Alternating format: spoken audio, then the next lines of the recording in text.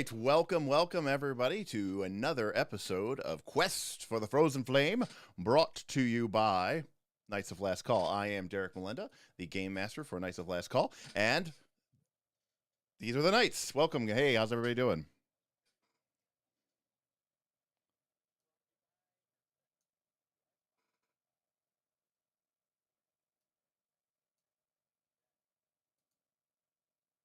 All right.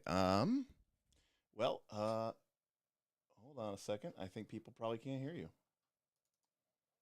Problem. Well, Not even funny. What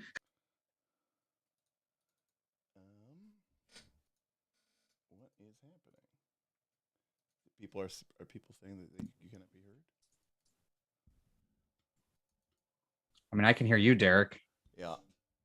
All right. Can hear you. All right. Now everybody can probably be heard. All right. Well, Okay. I guess it's a shame they didn't hear that major spoiler in the show. Yeah. Yeah. Unfortunately, somehow for some reason it was connected to my my speakers, not to my headphones, and so OBS was like, "Oh, you want to just hear nothing?" And I was like, "Okay." Anyways, It's okay. It's okay, Derek. You're new at this. that's true. I am new at this. So Ben's like, can't hear the Knights. It's like, well, Ben, you were right this time. All right. So everybody sounds good now. Great. So anyways, welcome everybody to another episode of Quest for the Frozen Flame. This is episode 2, brought to you essentially by the Knights of Last Call Patreon. So thank you to everybody who is supporting us. If you're interested in checking out the Knights and interested in becoming part of our community, there's a link down below in the description. You'll also find a link there to our Stream Elements tip page, where if you're liking the show and you want to throw some support our way, you're free to do so that way as well. And if you're interested in some of those snazzy emojis that you see and a cool loyalty badge, you can join the adventure and become an adventurer of Last Call. And you can join our YouTube page. We really just did that because a couple patrons wanted to spend even more money, and who am I to get in their way? But eventually I think we're going to do some fun things with that as sort of just a secondary benefit, probably specifically tied to the AP. So if you know, obviously, if you want to be part of the community, my first and foremost recommendation would be to join the Discord via Patreon. But if you want to really support the AP, then you can also do that through the adventure. Yeah. Now you can put mammoths in the chat. That's the only big perk right now. Yes, mammoths in the chat and a couple other things. What else do you need? I know, right? That's true. Moose. Moose. We do need a Elves moose. and mammoth in the chat. Okay, We are working on that. there was one moose once. I mean, you know what I think we should do is Make that the Well, no. $700 tip goal. No, Moose. no. Well, because the number of emojis we have is depending on how many adventurers we have. But I know what is going to be happening in the next week or so. And so I can like rotate out the emojis so that you have a custom emoji just for like this week's episode. It's like a spoiler then when you see the emojis. Well, if you remember, maybe you're getting an extra. I'm an adventurer. Wait, why are there 4 graves emoji? It's weird. The emojis this week are great. Tombstones and a gigantic burning wheel. I don't understand. Yeah, it's so strange. What could it possibly all mean? So yeah, yeah, very excited. So Derek, they can barely hear you. They could barely hear me. Oh my You're god. right. Yeah, you're a little low. In fact, I have been Right. declared the loudest now, which means that you have Well, that's just failed. because How you to have a turn good mic. tables. Someone said we need a Kermit emoji for your Pop-It impression earlier. Oh yeah. This is a new territory here. Yes, everyone is saying that you need a tune-up. Well, He's never done this before, guys. So. Yeah. So here's the deal. I was on a call earlier with the Roll for Combat people, and everybody has their own unique settings for different what's the word I'm looking for? Different audio settings.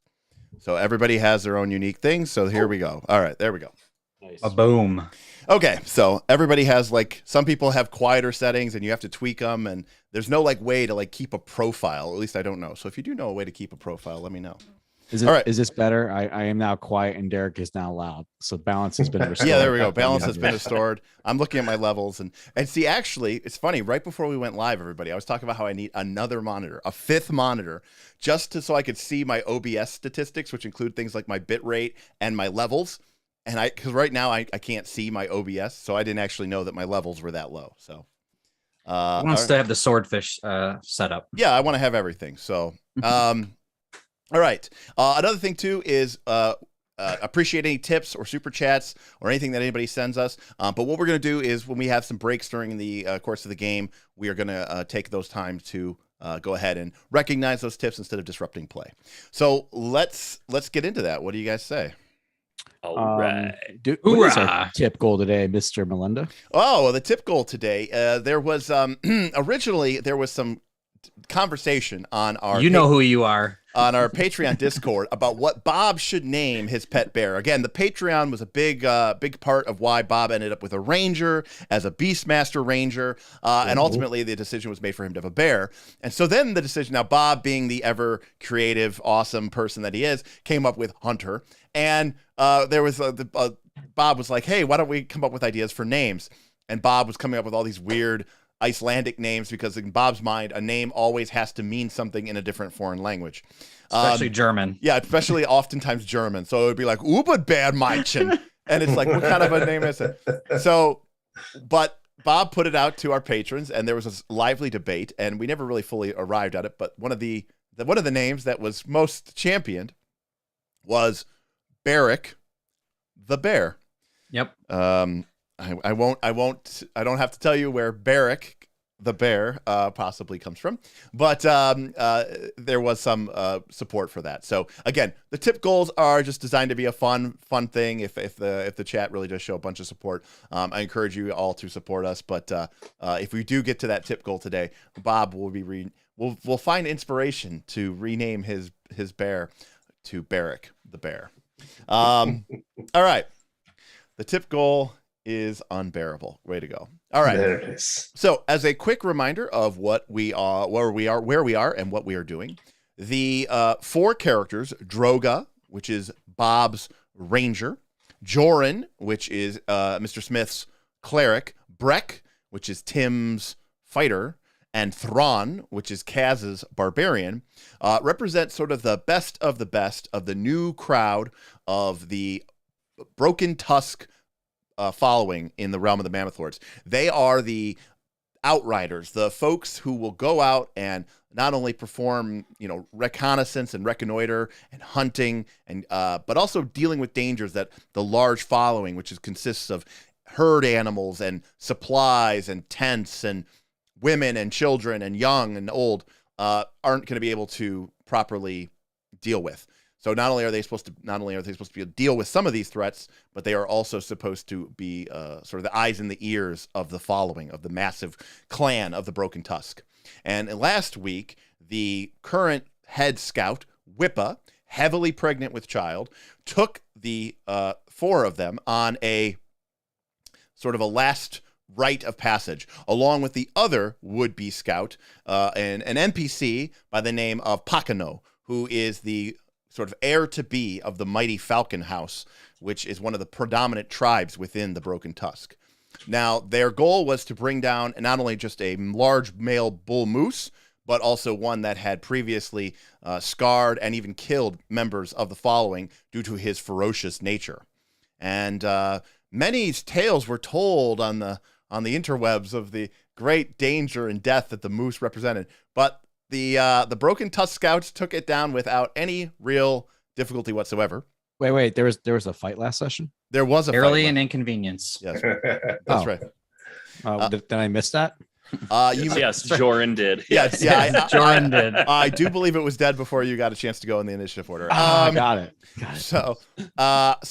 But with the moose slain, as a sort of an honor kill, not just for its meat, but also for the upcoming ceremony, which is the Night of the Green Moon, which is the first full moon of spring and sort of welcoming in the season of growth, of green, of renewal to these lands, which is obviously so important for a nomadic herd-based culture. And at the end of last week's session, Grandfather Iwa, who is one of the Mammoth Lords who ostensibly rule over the Broken Tusk, and not only is he a Mammoth Lord, but he's also the oldest member at almost 100 years old, and the head of the Falcon House, along with Lethua, another Mammoth Lord, asked the new scouts that Whippa, now basically only days away from possibly giving birth, is unable to complete several other important tasks. And not everything in being a scout is always, risk and danger. There were several tasks that they asked the new scouts to perform for preparation for the ceremony of the Green Moon. And that included, number 1, recovering water from the sacred Gornok River to be used in rituals of purification for the coming ceremony. 2, to investigate rumors that a nearby group of tapirs, a strange pig-like creature, had been found in a nearby grove, and if it was possible for the scouts to capture or otherwise control these beasts and add them and basically bring them back and kind of domesticate them. Killing them, obviously defeating the purpose. The whole point is to add them to the tribe's herd, both as a potential source of meat, but also as a sort of a warning or a safety device for the mammoths, as basically the tapirs would be sort of sacrificial lambs instead of the mammoths possibly being damaged. And then the third is to make an early journey to the site of Rock Loom itself, an ancient Kellid ritualistic site with great standing stones, just to give it all clear, make sure everything is safe before the main body of the clan, of the tribe, comes in. So those are sort of the 3 tasks that were outlaid to them by Grandfather Iwa and Mammoth Lord Lethua. And that is where we left the group. All right. All right, let's start. Any questions, guys, before we get started? You guys would have completely, you wouldn't have set out that day, so you have a full night's rest. So basically any spells, I think the only spellcaster is you, right, Smith? That is correct. Okay. And I am recovered and I have prepared my spells. All right, what'd you take today? I took magic weapon and magic weapon. Okay. Well done. A true The cleric. depths of variety. Your spell book. I was out drinking last night with Pakano, by the way, Okay. celebrating his leadership in the moose hunts. So That's true. I come back. I mean, It's so we come back, I think, stumbling back to the group. I know today we were gonna perhaps start with the water. But you were out. fetch You were quest. out all night. Right. Like you haven't stopped. Right. That's that constitution I that respect that. we had going. So yeah. all right. Well, in that case, the morning comes, and by the way, the night of the Green Moon is in 3 days' time. So that means that some of these things are going to take you, most of the day. Some of the things, and again, they say you don't have to get to the tapirs, but you definitely need to get to ceremonial water, and you definitely need to check out Rock Loom. So if you can, if you can't get to that stuff, you should. So starting with the water makes a lot of sense. All right. Well, as the morning gets underway, you can already hear Pakano grumbling as you kind of come to the edge of the encampment. Pakano has unceremoniously dumped off a group of baskets, tightly woven reeds that have been passed down for generations within the Broken Tusks and have been sealed with sap and gunk to make them sort of watertight. And these are sort of the ceremonial water containers that will carry the holy water. All right, let's get this over with. Rough night there, lad. Nothing that I can't handle. All right, come on. To be young again. All right. So Pakano grabs Crack. Pakano grabs a couple of the baskets. Each empty basket is 1 bulk.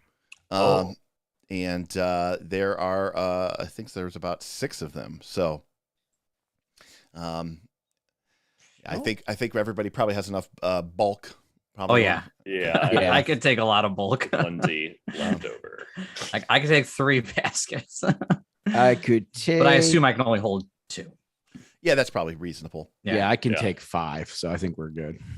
All right. All Well, I'm assuming I have the lowest strength in the party of marshals. Right. well, no. Bob is a ranger. Oh, that's right, Bob. Yeah, Bob or ranged. He's He a ranges. he's a pew pew ranger, as he would say. Oh. Well, you got decent strength though, right? Bob? Yeah, Your plus strength's what? 16. Yeah, Yeah, it's so fine. yeah, we're the same. Oh, Yeah, okay. yeah. Okay, we're the same. Okay, okay. I maxed out in Dex. I went on Dex. You and I are the weakest people in the party, so the other guys are going to have to help. Carry the load because Carry our so weight, yeah. Well, I feel Only like I'm plus already 3. carrying Pakano. So I'm an old 21. All right. Well, the leather straps on the basket make them pretty easy to carry, and you all are obviously very intimately familiar with this. Bob, did you happen to take Lore Rivers? I don't even want to bring that up because that would have been such a good choice. so useful. Well, luckily you all only know, people didn't talk me out of that. luckily you all know that the mighty Gornak River is only a few hours south of where the tribe is currently encamped, and so it is easy enough to make your way to there. I have a question, Derek. Probably the most important question that anyone in this tribe would usually ask. Yeah, what's that? What's the weather like today? Yes, sir. Well, it is it is still early spring, and so it is probably Chance only of snow, maybe a tornado or two. yeah, probably maybe we'll use one of your this- tables. We'll use Is one that of your Ohio tables. weather? I based that off of Ohio, actually. Yeah, so- I was gonna Okay. say, is this Colorado weather, We'll like Ohio weather? Yeah, we'll use one of your things, tables. But no, it's going to be 50 degrees, damp, but otherwise clear skies. So it's not that bad. Excellent. There's no Great day for water carrying. Mm-hmm. All right, so with that, you all make your way, and let me add Mr. Pakano to you as well. Oh, he has joined us. Join the team. Pakano is here. Nice of you to show up. Ah, get off me. There he is. Pakano. That artist knew exactly This what they were guy. doing when they made that. Yeah. Well, Yep. I mean, it's nice. He's a very charismatic young man. Ah, Yeah, that's the word I'd use. Is he? I like how he's the only one off center from the rest of the group too. as he that's should be. well, he's kind of fun. He's awkward. He's just being a little awkward. no, it's because the other ones were dropped in by Foundry. I actually manually dragged him in. So the journey across the mighty Gornak down to the mighty Gornak River takes very little time. As you make your way south, Pakano, for the most part, seems to be eager to be done with it, and I would ask if anybody has anything that amongst as the 4 of you, plus potentially Pakano, make their way down to the river. Is there anything that you happen to bring up, discuss, or otherwise talk about? I'm mostly just I'm probably loitering nearer to Pakano. I'm trying to get buddy with him a little bit. So I'm talking about the drinking we did last night, just laughing at the other lightweights that couldn't quite stay up till dawnrise with us. Oh, I went to the bed before sunset. So. I mean, I was up multiple times pissing during the night. All right. Well, your journey then passes quickly, all of you sort of staying focused on the task at hand.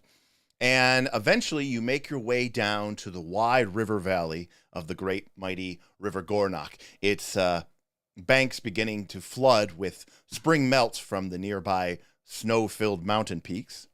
And of course, for many of you, this is a great honor. For others of you, maybe it's a kind of a boring task, especially after something as not only as exciting and dangerous as a moose hunt, but also, that's a rite of passage. That's an important thing, like it cannot be understated how important hunting and, trapping and things of that nature are to these people. So, Brek, what you're carrying water. Do you view this as an honor or do you view this as a chore? Oh, very much an honor. I mean, this is, we're doing it for the tribe. We're doing it for a special ritual. That alone was enough for Brek. But also Brek knows this is probably the easiest thing he's ever going to get to do for the scouts. So he's going to take his leisurely break while he can. Got it. Okay. That's good. All right. Well, Pakano sort of, kind of wanders down to the water's edge along with the rest of you. And let's take a look here. Bob. Bob. Yeah. And it looks like okay, ironically not the cleric, because the cleric does not have a good wisdom. Bob, Seems okay. as you guys make your way down to the sandy bank of the Gornok River, you spy something strange on or near the river. As you look, you can see that just down the river from you a bit, somewhat out into the middle of the stream, you see a glinting that catches your eye. And, that's kind of rare here, right? Shiny. Right, something shiny. And then as you look, you can see, at first what you thought was a branch, but it is actually a straight shaft sticking out of the river. But something reflective. And as you sort of look again, you can see that the sun is reflecting on something that is at the end of the straight shaft into the river, the bed or the bankment. This is the river we're going to anyway, or? What do you mean? Oh, we were heading to the river? I mean, yeah. I mean, I assume you don't have binoculars or you're not an eagle. So, yeah, I'm assuming that you're fairly close. My point being, are we heading that direction, or was I needing a detour to go towards this thing? I mean, the river is in front of you, probably lapping against your feet. Oh, So, We're at the river. Oh, okay. So I can just see it. Sorry, I thought it was like, oh, it's over there. I'm looking at my bucket as I fill it up. You were not. And you Right. saw. Everybody else Now I started. understand. Yes. Everybody. Okay. Thank you. Thank you, rest of the party. Everybody starts playing with my bear. Everybody starts dutifully filling up their water buckets or water baskets, and you spy something in the river. And Bob is distracted. Yeah. How out of character. Ain't that the truth? In fact, I would say that the rest of you sort of notice that he stopped for a moment and sort of see that he is looking at him. And Hey, what's going on, buddy? Bucket's not going to fill themselves, lad. Yeah, just a minute. Pakano goes, What is that? As he kind of looks into the river as well. I'm going to take that as an look over. opportunity for him to Yeah. point it out to me. So I'm going to look. Yeah. Same. What's the so- actual action? Seek or I don't remember. The way that the actual game works is you would make He has to take an action to point it out, but then I No. can see. No, That's only if it's hidden. oh, it's not hit. I'm just blind. Got it. Yeah, we just I can't just didn't see look. it. Um, Now that we're looking, it's totally obvious. Like a spear? So- What- yeah. Yeah, So what did we notice about so this thing? Thron, you say like, oh, maybe it's a spear. Pakano drops his basket, and kind of splashes into the river. I can wait. I yell. After the river, after the spear. No, Tim, let him go. Tim. So, Brek yelled at so you say Pakano wait, and Yeah. Pakano kind of ignores you and continues into the river until he gets to about knee deep and gets to this shaft sticking out of the water, and you see him kind of look back at you with a grin, and he pulls out the shaft from the river and spins it around. Water, like in slow-mo, water droplets, spraying off the edge of a gleaming metal broadhead tip of a spear. Ooh. Nice. Very nice. And he kind of looks around triumphantly and holds it above his head. Who objects to my right for this spear? Does anyone challenge my claim? Now, this isn't Pakano being a douche, although he is. Yeah, this is how it works. Yeah, although he is kind of a dick. Basically, the group found the sphere, and Pakano obviously. You went called and picked dibs. it. No, he's saying the dibs doesn't work here. Basically, you have the right to challenge, essentially. Oh, got it. Right. Got You it. can't, it's not a finders keepers. Like, it's part of the collective mentality of the group. So, does anyone contest my right for the prize? Pakano sets down, or Brek sets down his water and stands up and walks towards Pakano.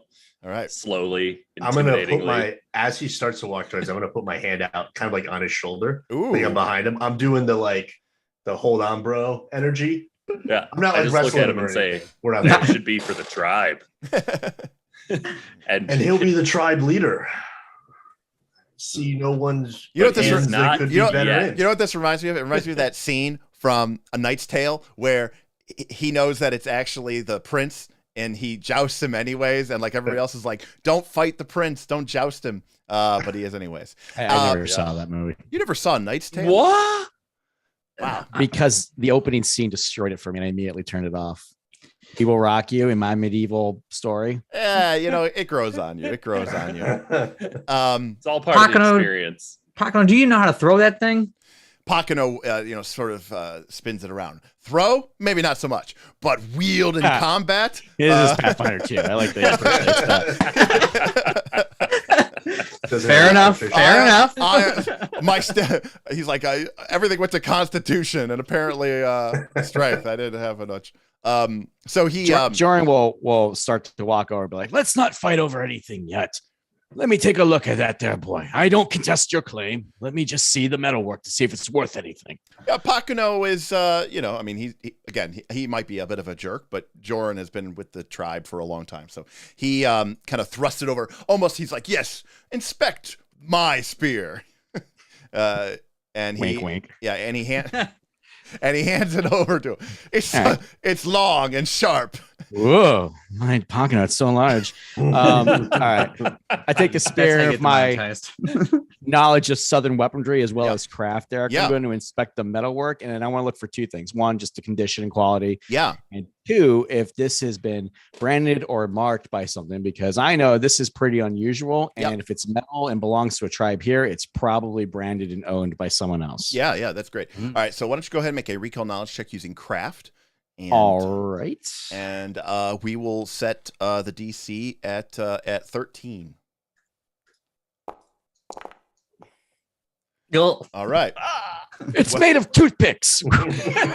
Well, Oh, wait, the Derek. spear is lie shit. now. Right. What's the lie, Derek? all right. What's the lie? Well, luckily the DC was 13, so you only failed. Oh yeah, just a failure. And of Just a course, failure. remember I hate recall knowledge, so I run my recall knowledge like the way Blades in the Dark runs gather information rolls. So on a failure, because you are trained in crafting, you can tell that this is it is a Kellid weapon, but the broadhead, the spearhead, is no Kellid weapon. They don't have that kind of technique. They don't have that kind of capability. Do I recognize the forge craft? That is unfortunately not something you would recognize with the failure. But you are recognized that basically it is a Kellid spear shaft. In fact, looking at it, you can see that there is it's made of fire treated ash wood, so very, very tough wood. And it has a tattered deer hide banner tangled around the shaft. So it's but then in addition to that, as you sort of look at it, you see that there is a human hand, burnt, charred, almost to a crisp, that has been lashed with leather thongs to the side of the spear, like right where the shaft meets the point. And so it's like dangling down. The hand. There's a hand on Like a it. decoration? Yeah, it's like a decoration. And it is a human, it is a human hand.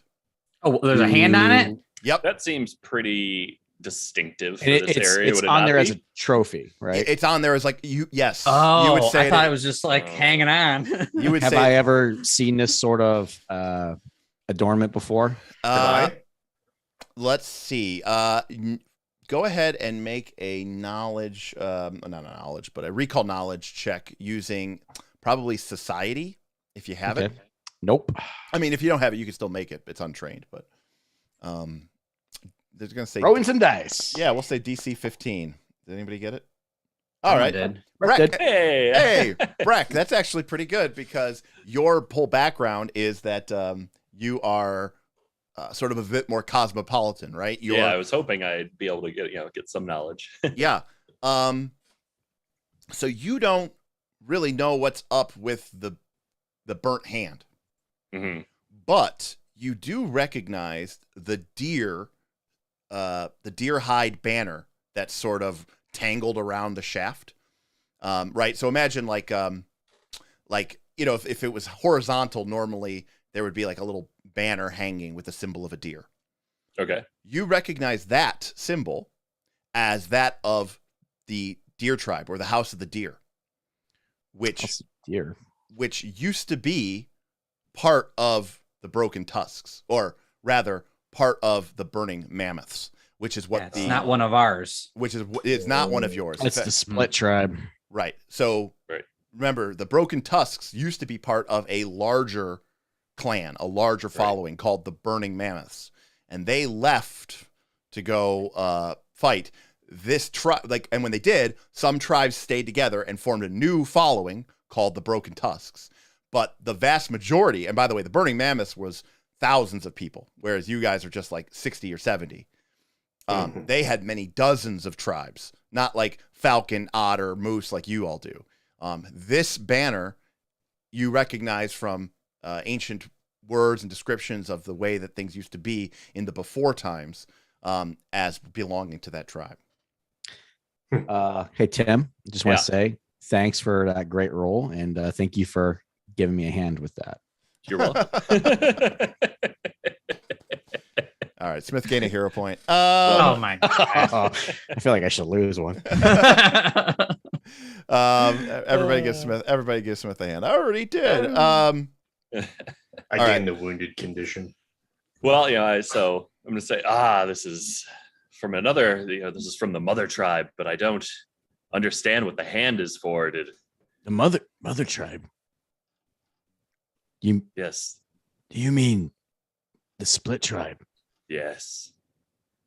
Now that was even before your time, then, Joren. Yeah, but I heard a little bit about that. Yeah, I mean, I'm sure. I mean, for the most part, Kellid's fought in the Crusades. Rumors. For most part, the Broken Tusks don't really speak of the before time. It's like it's almost like a form of anti-nostalgia, where it's like, yeah, things were better back then, and so we don't talk about it, and we kind of keep our heads down and stick to traditions. As you guys are kind of looking over it, Pakano kind of, his eyes kind of gleam as he says, "We could learn a lot from whoever did this. This is a weapon of war, a weapon of battle." Well, it's mostly Kellid design, but this is no forge work that a Kellid knows. He goes, "Still, a metal weapon? I know it. Come the night of the green moon, great-grandfather is going to name me new heir apparent to Falcon House. This shall be my triumphant gift, a sign from the spirits that I was meant to lead." Well, you might want to lose the hand first. I hand it back, the spear to him. So, Brek, you still challenge? I do. All right, Tim. We're going to do a wrestling skill challenge. All right, let's go. All right. Away from the water. Sons. The current is pretty heavy here. Yes, indeed. Oh, he kind of shoots. I'm not going in after you if you get swept away. All right, fine. Pakano begrudgingly moves it over towards the edge of the bank, and then Tim, you guys start going for a wrestling. So, Tim. We make an athletics check, DC 15. All right. I'd ask for a wager, Droga and Thron, but I feel like Thron is gonna have to go hard for his boy. I would have bet against him. I'm gonna hero point this because I'm really invested in this. Tim, it's a skill challenge. I'm very invested in winning it. Meaning there's going to be many rolls. All right. Okay. All right. So I failed the first one. That's all I was trying to tell you. Gotcha. He got the jump on you, Tim. Yeah. He did that classic, just you were preparing to respectfully begin, and he just. As we do this, I can't help but think, oh, if only we were using the grapple move from Brute. Right. This is gonna take an hour now. All right. All right, Tim, he got a 16. So Pakano gets 1 wrestling point, and Brek, you have 0. All right, Brek. Brek a cheer on him. What's the thing? Flair you do, the more points you get. What's the mankind thing? Thron is sitting there with his hand on, he's like, come on, tag me in. Off the top. I throw a ladder into the match. OBS. It said OBS disconnected and reconnected. Oh, it did. The stream's over. Goodbye. Okay. All right. Wonderful. Wait, maybe it came back. No. Yeah. I don't know what's going on. It should come back here. It said it reconnected. All right. There we go. Okay.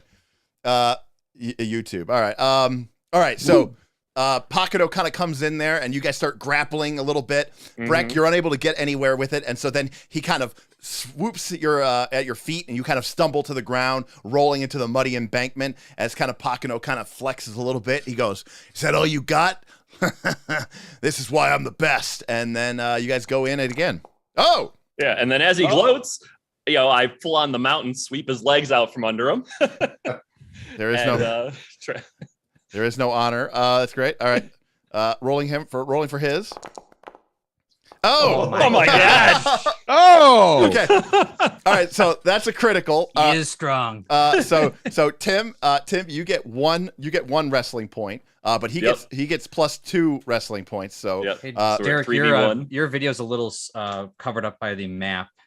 You want to look at the YouTube channel. Yep. Thank you. Continue. Thank you. I didn't change that. That's really important right now, Bob. Well, I looked when you guys said my immersion. when you said the stream went down. I was like, I better go check, and then I looked. I was like, why is this overlapping? Now I've completely forgotten how many wrestling points everyone had. Okay, there we go. From the top route. All right, there we go. Okay, so as you trip his legs, Tim, from the ground, he falls down into the ground with you, right? And now you're rolling around on the edge of the river, and he just starts going. He's just punching you in the face. It's ground and pound. Yeah. First from the metric mash. Tim, first to 4. First to 4 gets it. Now, Tim. Oh gosh. Right. You can how much I can do. Tim. Keep rolling. I'll let you make an athletics check to add more victory points, or Tim, I will let you make an acrobatics check to try to slip out of this, which will reduce one of his victory points. I got to go for the athletics. Okay. To go for the extra, so we just gotta give it our all. Can I since it's just verbal, can I guidance myself? Can I yell pump myself up? You are definitely not able to cast a spell in the middle of this. All right. Well, here we go. Oh, maybe I don't need it. Oh, yes, of course I do. Oh my God. Whoa. You're so strong. Back to 2 back. 18s in a row. So I mean, it's not meant to be, but Pakano, basically you put up a good fight. You cover yourself a little bit. You start getting in there for it, and then Pakano just grabs you and slams you. Now at this point, you kind of roll into the river, and the rest of you see that Brek basically, I mean, he's essentially done. If this was MMA, right, the guy would have come sliding in. But Pakano is right there at the edge of the river, and he is still holding Brek down under the water. All right, that's enough. I'll rush up and pull Pakano off. Okay. And be like, that's a hell, all right, excitedly. Yeah, as you pull him off, hell of a fight. Like he turns almost as if to come after you, and he goes, and then he kind of lets himself down. He goes, I'm bigging him up. Yeah. I'm bigging him up. And he puts his hand down to Brek to lift Brek up. I take the hand. All right. Well fought. He had a good couple hits in there, but I don't think anyone should feel ashamed for falling to my strength. I'm so strong. The muscles look so good. By the way, Bob, this is what we all think of you. I'm so impressed. By him. He would have yelled map attack if he could have. I am enamored by Pakano. I go over to Brek and I put my finger in front of his eyes. Are you still with us, lad? Give him the smell and salts. You can't win them all. Give him the salts. I take a look at him. Has he got any permanent injuries here? No. Anything I need to take care of? Luckily, this was just a victory point system. And his hit points are completely fine. Only my spirit has been injured. His L5 honor is down. Yes. I slap him on the back. What have I always told you, lad? You're no good on the ground. Yeah, I know. No good. I let him get in my feet. How many times has Droga taken you to the ground? And now you're fighting his brother. I I'll appreciate learn your one spirit, day. lad. Never lose that spirit. Well, So to be fair, it was going to go to him anyway. It's So- the principle of it. so Pakano sort of eyes around, and then like he doesn't even really look at Joren or even Droga, and he looks at Thron like, "Are you gonna challenge?"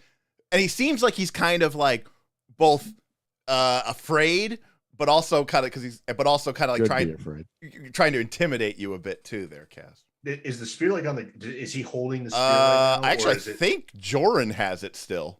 I handed it back to him, but I guess I'd Oh. hold it during the fight. Yeah, since he it's probably not had you hold it while they were Okay, fighting. I'll take it from Joren and then like hand it to Pakano and All right. pat him on Oh, the Thron, I shoulder. thought you said you were stronger than Pakano. Ah. You told me last night that you could beat him in a fight. You were passed out, son. Thron knows better than to speak such things of his future king. This will be a mighty victory, a totem for the Broken Tusks, of course. Yes. So almost seemingly distracted, Pakano sort of says, right, water. Yes. Water. Actually, I have a great way to celebrate your victory and your strength. I put the spear broadside on his shoulder, and we just load up the buckets of water on him. What a triumphant way to return to town. He actually totally buys into that. He's like, I'm kind of not messing with them. right, Yeah. right. He's Just sober as he's got that NPC strength, like he's just He's like- it's never like- gets encumbered. right, exactly, exactly. We don't track dying and encumbrance for NPCs, so it's totally fine. The problem is for the escort quest back to town, is his movement speed slightly faster than our walk, but slightly slower than our run? Of course. No, right, yeah. So you have to. So we have- No, but I will say this. So as Pakano, as you guys start loading him up with the massive baskets, for the first time ever, and probably this is noticed by Droga, and maybe you also noticed that Hunter is acting a little strangely, but you see that the water is a bit murky, which isn't unusual. The spring melt. I mean, granted, you're up in these pristine wilderness, like most of these things should be like clear mountain streams, but when the runoff like this, it can get kind of silty or muddy. But it's for the Only first. I had lore. But you don't know as much as you could because you don't have river lore.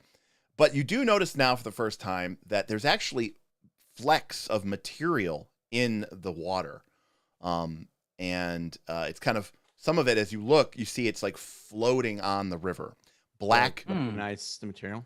Yeah. Survival check? I'll scoop it up in my hand and like play with it. Yeah, Or that's a what I'm. nature check That's to see. that's Yeah, what. I mean, is anybody trained in nature? We don't even need a check for this. Yeah. Yeah, no. Yes, I am trained in nature. It's ash. Mm, something.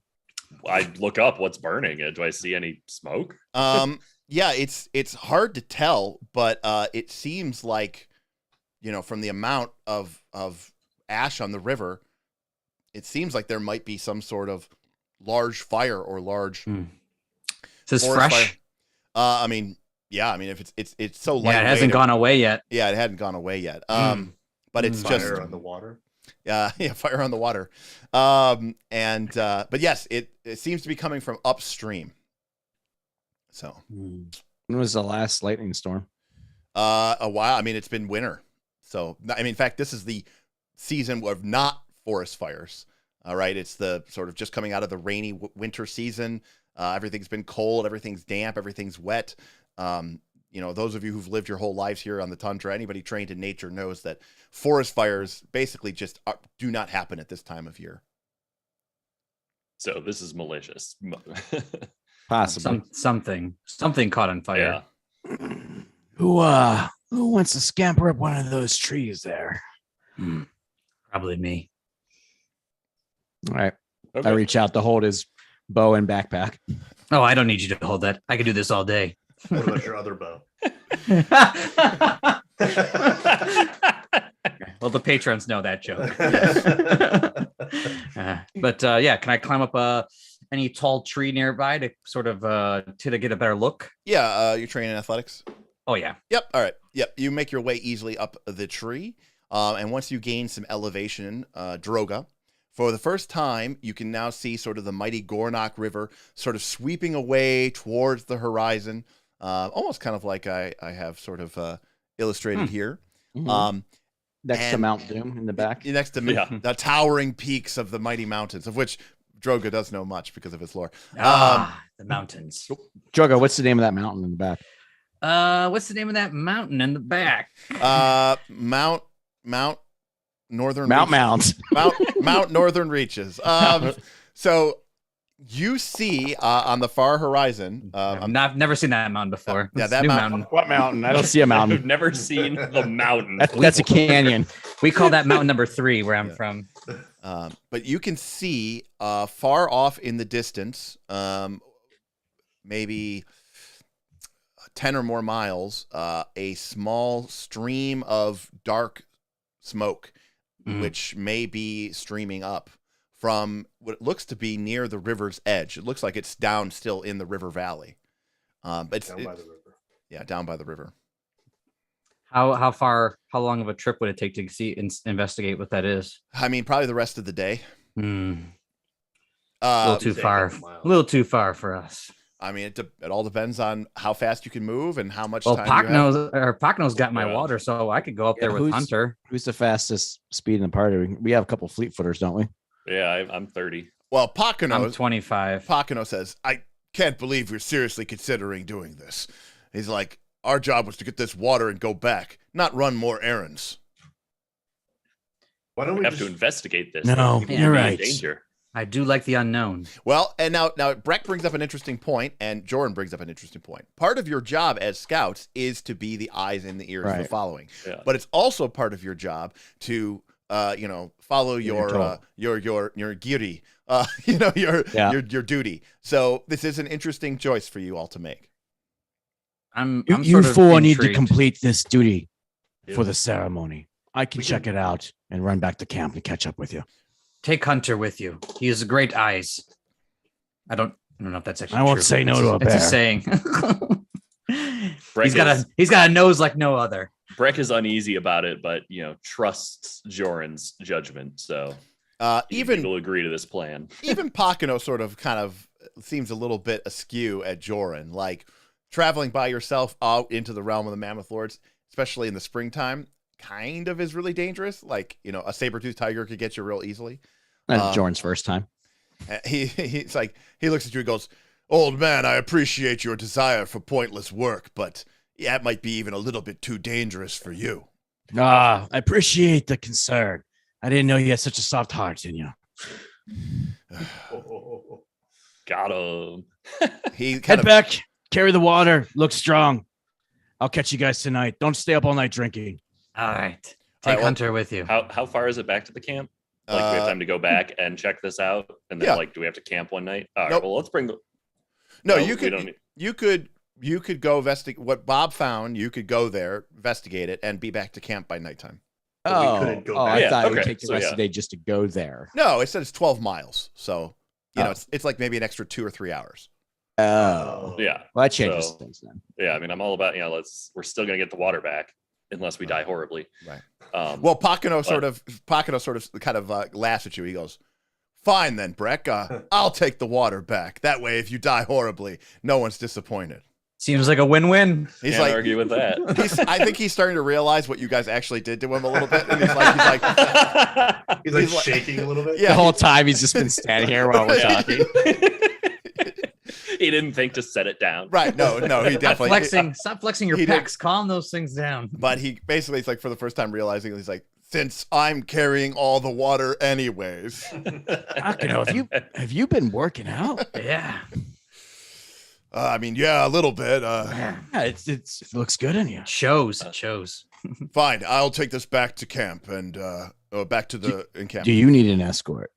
Ah, please. We just came this way. I'll take the bear. Mm. All of a sudden, Droga's like, "Hey, now." All right, Hunter, keep him safe. He might Hunter- need your strength. Hunter gives you a look like, really? Give him a couple pats on the The back. cleric was one thing, but this douche. All right. Yeah, you know what to do if things get out of hand. Right. Run back to Droga. All right. So when they head off, I go, Droga, I've always wondered, why Hunter? Why not Barrick? He does I always thought Barrick was a more sentimental name for you. I just try to name my friends directly with what they plan on doing for me. does it actually hunt, or is it just there to? I've never seen it kill anything. It's I should be calling it Moose Mate, but Moose mate. Moose bait. No, moose. Yeah, Moose bait. I thought you said Both moose work. bait. Yeah. I said Moose Mate, but Moose Bait's probably better. Yeah. But no, I could spend an hour and call another companion my way. I will sacrifice my dweller. All right. So, No, he's fine. yeah. So Pakano and Hunter start heading back towards the Broken Tusk encampment, and you all can begin traveling down the Gornok River towards the source. This thin streamer of black smoke, which Droga saw from his heightened and advantage position. Yes. All right. This all right. way, everyone. All right. Well, as you you travel for several hours, and you can see that the river is becoming more and more full of ash and signs of burning, and you can actually see now bits of what look to be wood or maybe scraps of cloth or leather that have been burnt, but then were extinguished in the water, and they're sort of washing down the river. Do we see any signs of like footprints in the ash? Well, the ash is mostly in the river. In the river. Okay. Yeah, it's not really. I mean, maybe as you get closer, you're starting to see. It's not like it's a forest fire where it would literally be falling out of the sky. Okay, never mind. Yeah. And after not too much longer, you begin to smell that smell of burnt wood, charred wood, burning. And at long last, as you're kind of coming through the river, the brushes and the reeds at the edge of it, you come onto a scene at the edge of the river, and down by the river. That's I've lost my eyes. Yes, unfortunately, My token cannot see. you have no tokens here. All right. Well, we're in the void. You have no. The ash is Game's so over. thick. Oh. Aha. All right. But you make your way down finally to a break in the river. Oh, And- move the Get out of here, bear off. Hunter. Get out of here, Hunter. Get out of here, Hunter. Go on, get. Get. There we go. And ahead, you can see a wide bend in the river, and there's a small sandbar or other form of island sort of breaking up in the middle of the stream. And on the far side of the stream, not really represented here on this lovely map, but on the far side of the stream, you can see that there is a burnt wreckage or remains of what looks to have once been perhaps a Kellid encampment. Do I know what Kellid encampment was here, at least temporarily? Make a society check. Nope.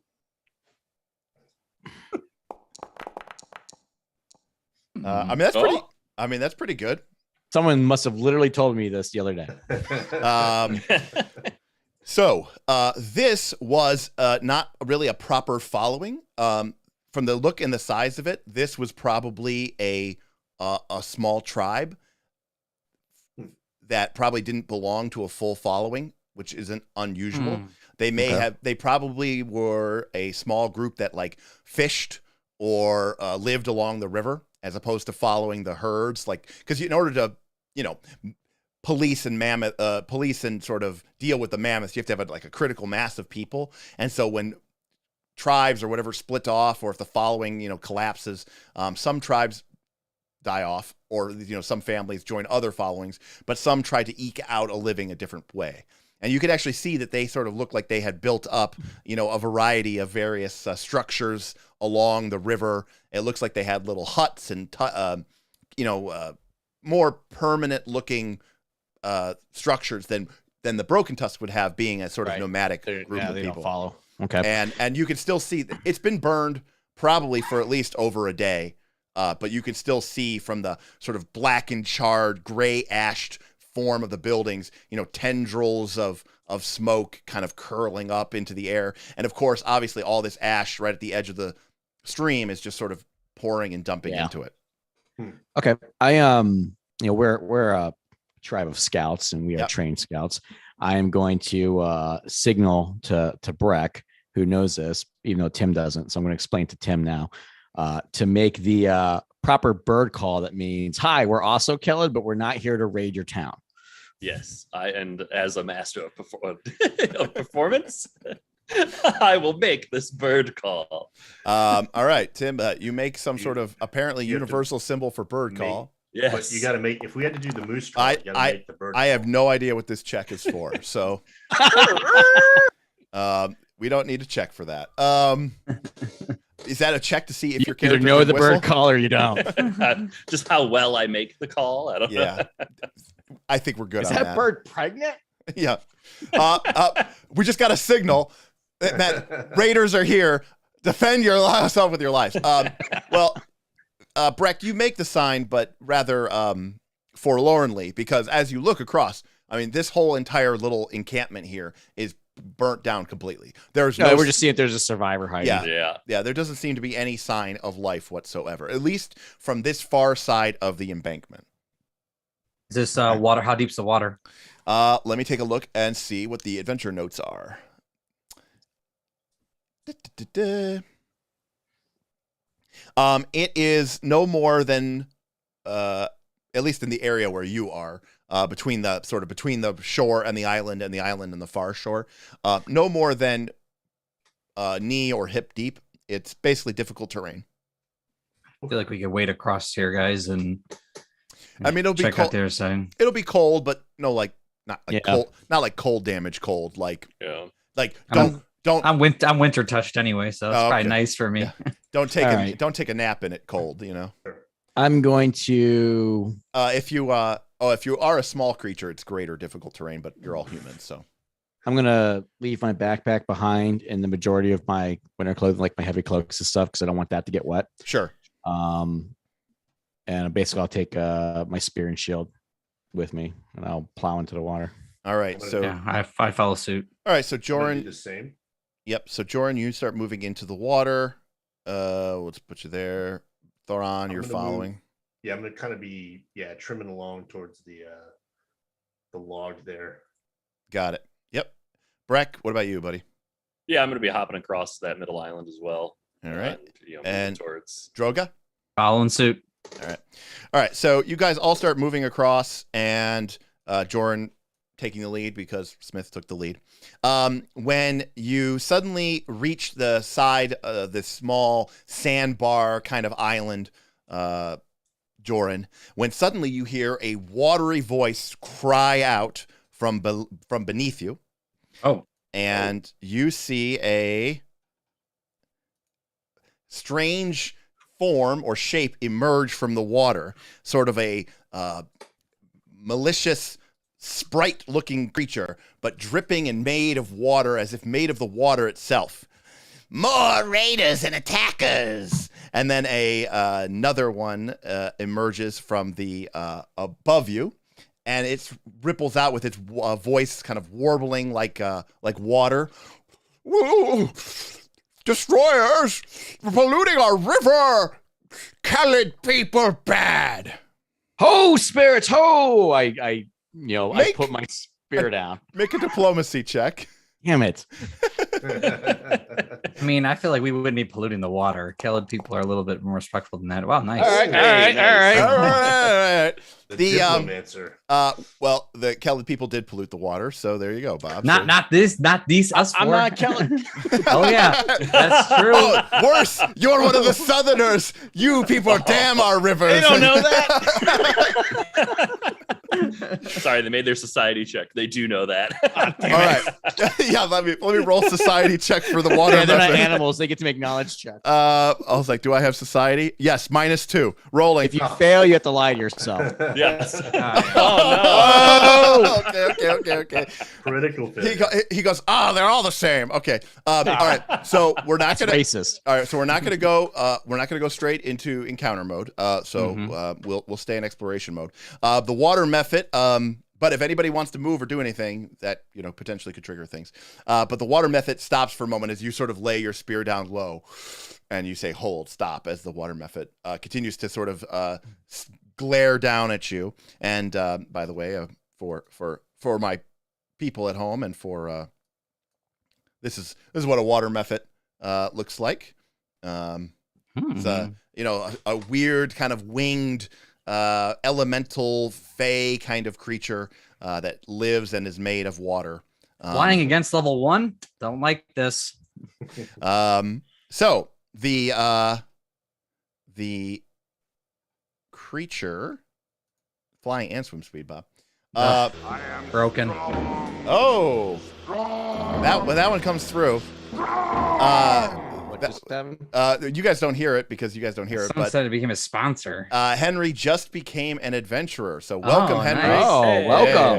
Welcome. So very awesome. Thank you, Henry. That's the only thing that'll interrupt is Smog still says that you're strong, and you are. So thank you, thank you, Henry, for joining the group. I like the chat is reminding Bob that he has a bow because Bob has not thought about that. Okay, first of all, this is an inside joke among Aaron's campaigns. He throws flying at low-level creatures to kill us. Right. In fact, I would argue that part of the whole reason that the Patreon during session 0 even sort of encouraged someone in the party, since you weren't going to have like a big active spellcaster, that someone should be range focused, was specifically to deal with the threat of flying people. Yep. So in fact, your character is actually the entire reason why this isn't a problem. Yes, I feel like this is not that was sort of Yes. being a sarcastic against Aaron's campaign. All right, Aaron, and party. The water methods hold for a moment and kind of speak in their bubbling, warbly voice.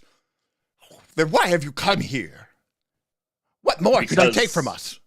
Well, we didn't know we were taking anything. We just saw smoke from this fire and came to investigate. Yes, polluting our sacred river. I'm sorry that had happened. I would never have polluted your river. And yet you did. No, they did. We are not them. No, Very different. Human. Look same, actually different.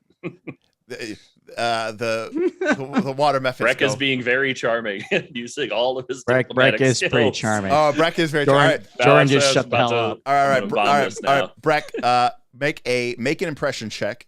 All right. And then that is using your diplomacy. Oh! Hey, I am good at this. The methods join the tribe. I mean, there could be a rule for that. The water methods, as you sort of come forward and they go, not all the same? Exactly. Like you and you aren't the same. We are basically exactly the same. All right, bad Came out the example. same. Sorry. We have the I same, don't know your genetics. we have the same stats and hit points and everything. Oh, we do In not. the same name. Yes, very different. We not pollute.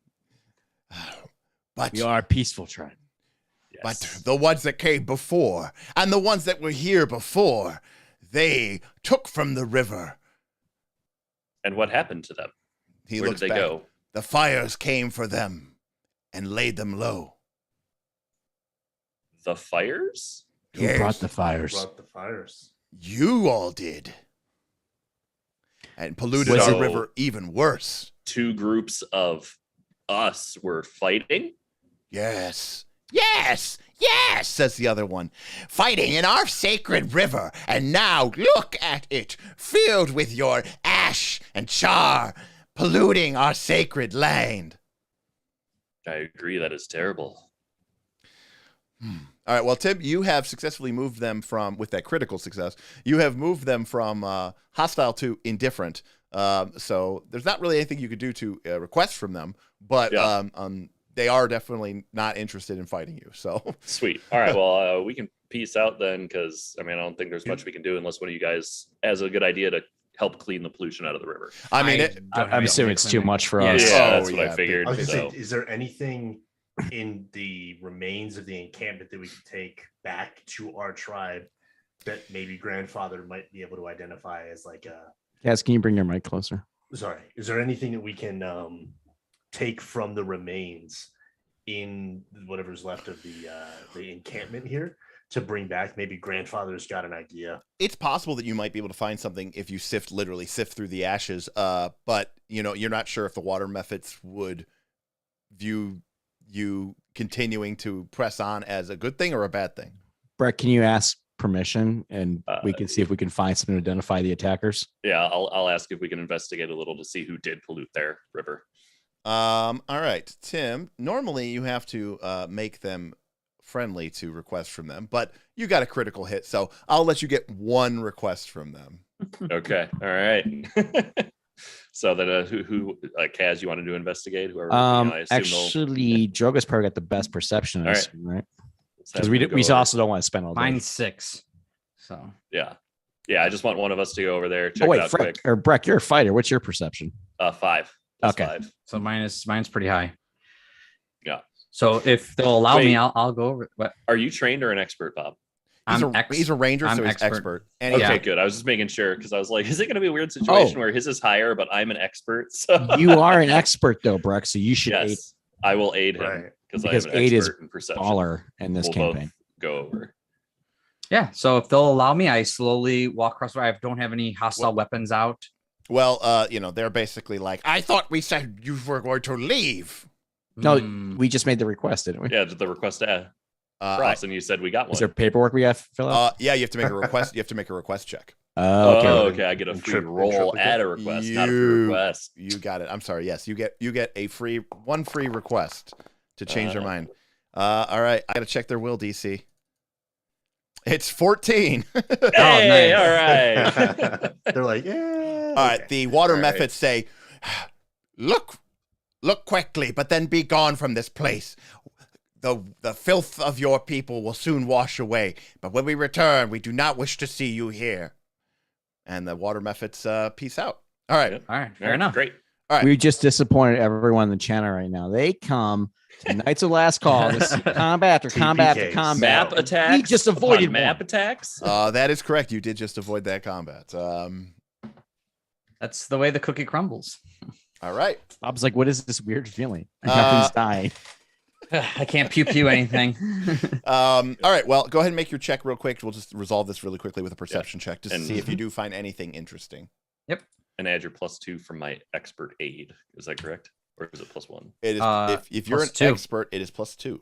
Yep. Perfect. All right. Well, sorry, DC 17. So success.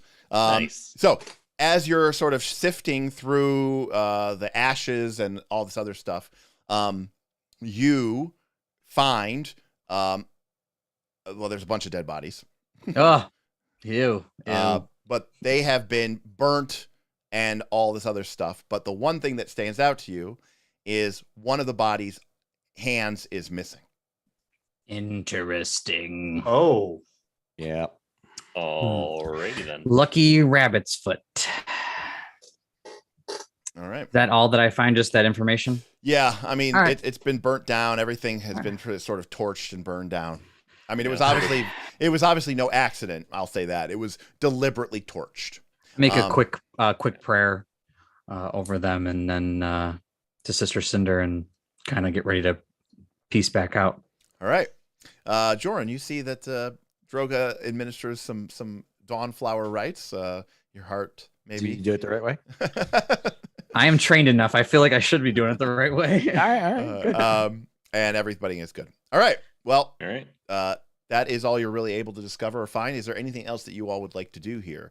Or should I roll to see if the water methods come back? No, I think we're good. I Yeah, kind of want to go ready up it and like smack Just, Thron, you smack got anything? Pakano. You want to do what, Bob? I wanted to go back and like mess with Pakano. Well, by now he's probably just getting back to town, so Yeah. or to the camp. Yeah. All right. Assuming he didn't die horribly. Correct. Well, he's got the bear. Just the bear died horribly. All right. Well, in that case, you all make your way back to the Broken Tusk camp, I believe. Huzzah. yeah. All right. Well, and so you do. And sure enough, your journey backwards, your journey back to the encampment is quiet, sullen, and without any real problems or delays. And after what seems to be like a full day, Again, it's just about spring, so it starts. 12 hours roughly of daylight and light. So it's pretty much twilight when you return. The fires are going. The sky is maybe just barely still a little bit of a deep blue color as you arrive into town and into the encampment. And there's sort of a collective sigh of relief, because Pakano had showed up hours earlier and said, "Yeah, the other ones went to go look at some, ash and dust." And so everyone is sort of excited to see you return, and of course, naturally interested to hear what you say. The Lethua, one of the Mammoth Lords, one that you had met before, one of the three that had sort of instructed you on what to do, or rather your mission, sort of emerges from a nearby tent and encampment. Pakano arrived hours ago, and yet you arrive here now. He said that you went to investigate ash in the river. Forest fire is unusual at this time of the year, and you have come so very late. I'm assuming you found something. What about body fires? Are those common? Hang on, who else is around here? I mean, there's not a lot of privacy in the Broken Tusks. Pretty We should speak in private. People kind of, even that word, like people that are nearby that's kind not of a raise an eyebrow and stuff like that. Well, I assume that means Joren, not us. Like he'll go. No, in. I mean, I'm not excluding you guys. I'm saying like I don't want these guys getting riled up. Yeah. Lethua sort of looks at you. Joren of Mendev, you have been a member long enough of the Broken Tusks to know that there are no secrets amongst followers. We must speak the truth so that everyone knows. Very well. Then we should fetch Iowa. He will need to hear this. Iowa is resting and is having a bad day. One of the worst that he's had. What is it? We found bodies. Where's Pakano? I believe he's toasting his new weapon, showing all the members of his little coterie the strength of a properly forged weapon of metal and iron. I'll get him and bring him over. I make my way off towards where probably there's a lot of noise, I imagine. The crowds have gathered. So what is it? Go ahead and tell him. Well, that spear that he wields had a particular trinket on it. This trinket was a human hand, a Kellid hand. And we found on those fires bodies. Kellid, well, I assume they're Kellid people. That's what they said. They're the same as us, but yeah, they're Kellid. Kellid people. One of those, which you guessed it, missing a hand. I can only presume that something happened. Lethua seems concerned, but he focuses his eyes down. Raids and attacks aren't unknown amongst members of the realm of the Mammoth Lords. But disbodiment? Everything in my bones tell me this is different. A small tribe like that should have been able to escape. The numbers that they must have had, the butchery, the fires. Why the hand? There's lots of evidence of the split tribe. Lethua kind of looks back at you mammoths. and says, "Wait, what?" The spear that Pakano now wields was branded by its hand attached to a Kellid who was slaughtered near the river. Like a token. Which I presume the spear washed up the river once the wielder was removed of his hand. And that is when we found it. Well, no, the hand was... Yeah, the hand was a decoration. Was a decoration. Oh, Yeah. it's actually, it We wasn't don't actually like know what left happened to the gripping warrior and with the chopped spear. off. No, this Yeah. was Okay. You I know, took like- my kill. I Yeah, took the like- ears of my enemies or the teeth. Like a shrunken Right. head, like a Yep. shrunken Yeah, hand. like All right, I gotcha. like fetishes, like Okay. dangling from the end of it. Lesua's kind of eyes go wide for a minute. He goes, "All right, I'll go get Iowa." Okay.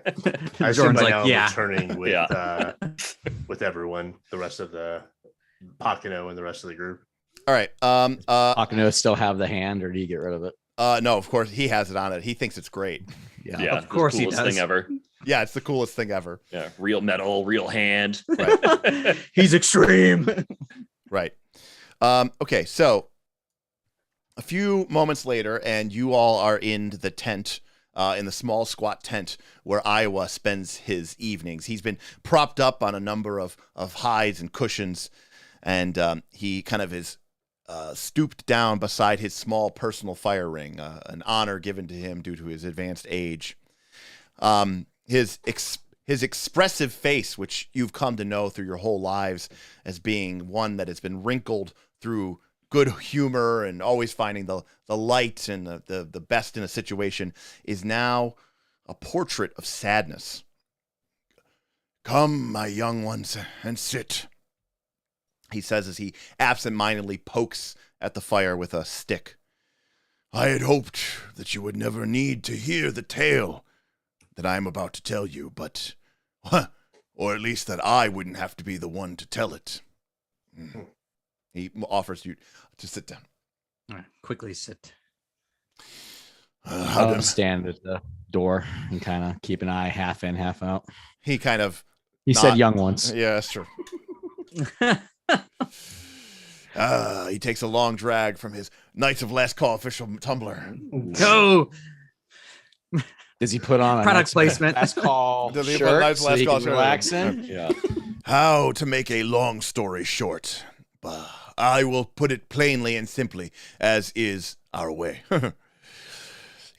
In the Ethgir, the before times, when my ancestors were still young, we, the Broken Tusks, were properly called the Burning Mammoths.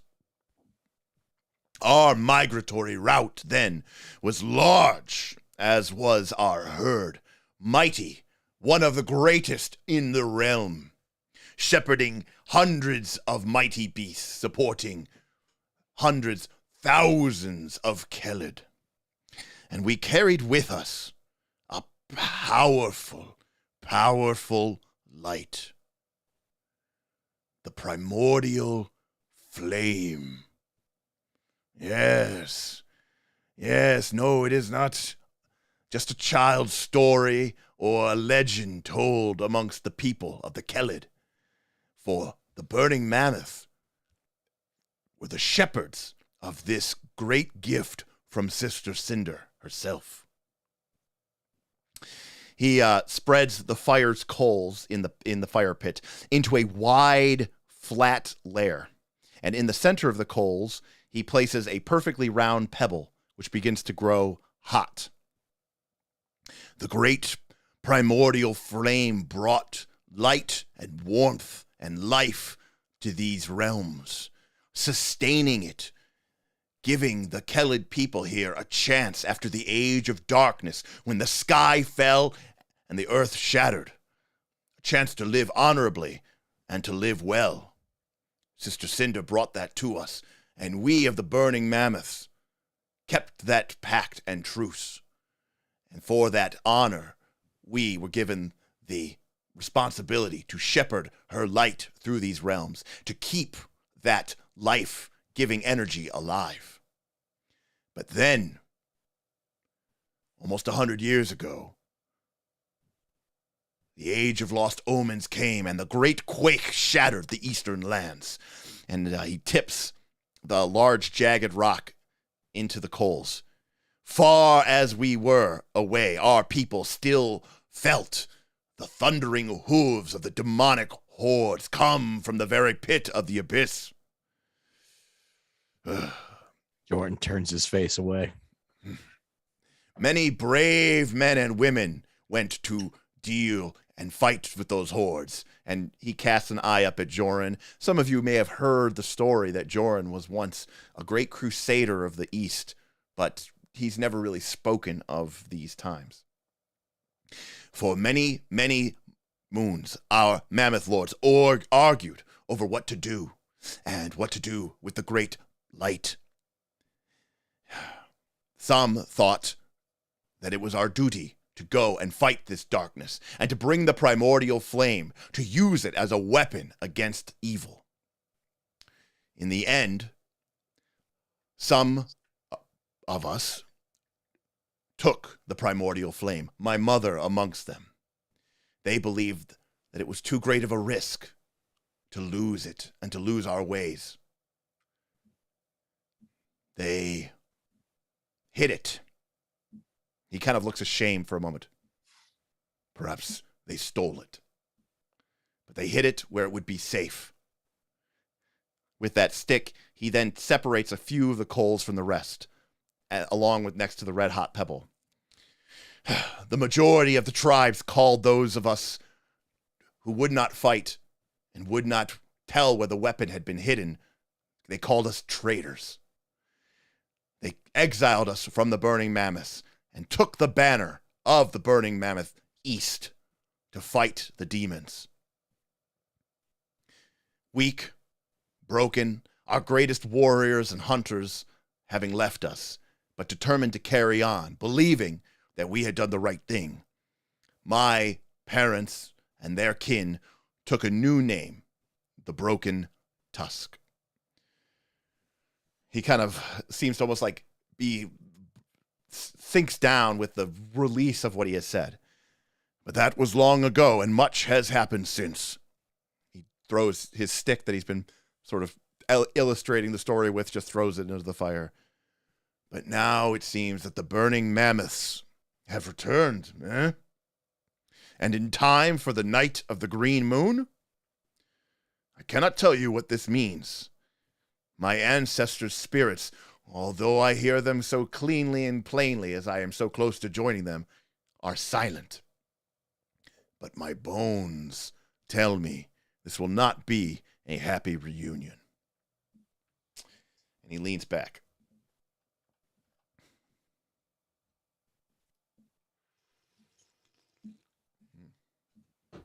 It appears you will be correct. Heavy news. Thank you, scouts, for performing your duty so well. You have not only brought back the holy water of the Gordnock River, but have brought us news of this tiding.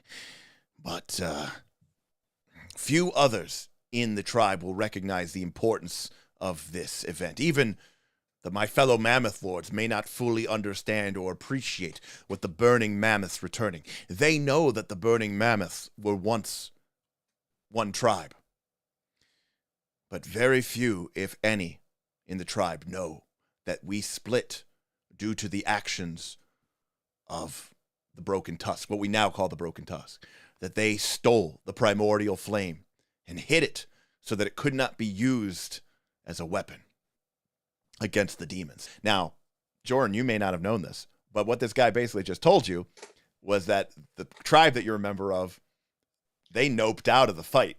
Yeah, they sound like kind of cowards. Yeah, I was gonna say a little bit of parallel there. Well, yeah, actually, all of you might be really stunned to hear this because Right, I'm like sitting here like, what's Thron thinking right now? He's really quiet. Because you know, you okay there, Kaz? You've been raised on this tradition of, you know, honor and glory and Right. and not only that, you hear that basically what is your tribe now, it was founded because a bunch of people said, we're not going to go fight. That's suicide. Yeah. And if we just take the weapon and stole the weapon, they stole the weapon and hid it so it couldn't be used. Now the question really is, where do our traditions stem from then? If our traditions different than the burning mammoths traditions? Well, I mean, yeah, you know, part of this reason is, you know, even as you think about the Broken Tusk, they seem like a very, pacifistic kind of group. I'm thinking of like the Aiel from Wheel of Time, where they had the before and the after and all that nonsense. And it's like, I mean, kind of, yeah. And I'm like, whose traditions are right? Because Droga, he's all about following the traditions of the herd or the following, but who's to say that this is the right way? If they were before us, maybe their ways is the right way. Their traditions are our original traditions. Yeah, well, and should be followed. I don't know. You know, Grandfather Iowa sort of looks at you sadly, and he says, "In the end, we only a man or a woman, a person, can only do what they feel is right. And at the time, the people, my father and mother, my ancestors, believed that this is what was right. That Sister Cinder granted us the primordial flame, not to use as a weapon of war, but to use it as a life-giving element, a beacon of peace, of hope, of life, and to keep it in the realm for her people, for that is what she had intended. Where's that life now? We scrap by every day. Yeah, he kind of like well, so he kind of ruefully looks down, and Bob, you're kind of hinting on something that sort of he mentioned in his story, right? This idea that Sister Cinder, Saren Ray, the reason why the Mammoth Lords, the realm, is sort of full of life and megafauna is because of this primordial flame, and it keeps it sustains. Sounds like the heart of Tafiti from Moana. Yeah, sure. Or like that big gem. It's making all the connections. Yeah. I know this movie. And he says, but that is the worst part, young Droga, of this very sad story. He stares now at the dying fire in his tent camp. For all that we did not hide it well enough. The light, the flame, it was stolen. So you guys stole it, and then someone stole it from you, and then you lost it. Yeah, they lost it. They lost it. And he says, no more of this for tonight. You still have him. He says, we will not cancel our ceremony of the Green Moon. We will be extra careful, but we must maintain our traditions, especially now. We cannot disappoint Sister Cinder, for whom this festival is intended to honor, or the spirits of our ancestor. There is much to do. Please, tomorrow, if you can, see to the tapirs and to the rock loom. Make sure everything is fine. Now more than ever, we must know that we are safe to proceed. I do not believe that we should assume automatically that they are here for us, but... we have one moon, right? One moon left. So 2 nights. 2 nights. Oh, so we have two. We have tonight and then the next night. Yes. Right. Yep. Okay. We have one full day of getting these tasks done. Yes. He goes, I must rest. I must rest. There is more to tell you, but I must rest. All right. His grandfather Iowa sort of slips back, and Lethua sort of motions you to leave. I look at him as like, do you want me to check him out? You mean Lethua, or to Iowa? Yeah, do you need my services? Basically, I am well past that. I'm just tired, and you are not high enough level cleric to really give me what I. Unless I wasn't going to cast a spell, I was going to use a medicine check. All you have is magic weapons. It's like I can make your staff magic, bro. I got prestidigitation prepared today. I make the fire a little bit warmer. Okay. It rises. It is a good thing that you are with us, Joren of Mendev. All right, so you all return to the encampment, kind of heavy with this knowledge of what is going on. All right, well, we are going to take a quick break then. Yep. But before we do, now everyone's depressed. Yeah. But before we do, I wanted to quickly kind of give some quick shout outs. Yeah. We had a couple cool tips. Rivo Grim gave a tip.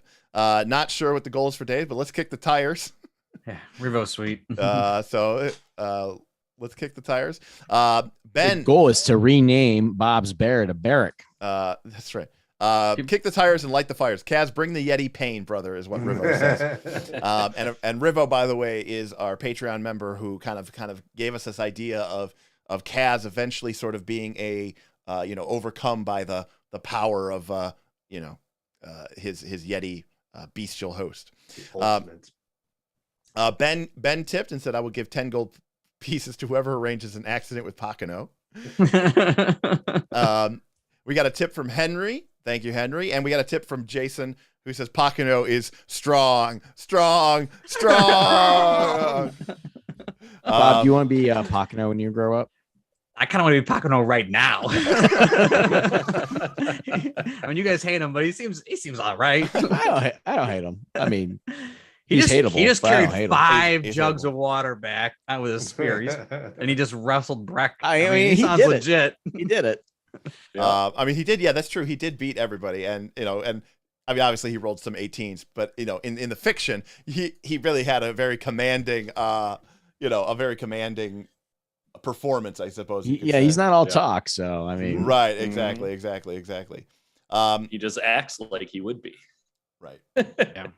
All right. Well, I am gonna set a 10-minute timer, and we are gonna be right back with more quest for the frozen flame.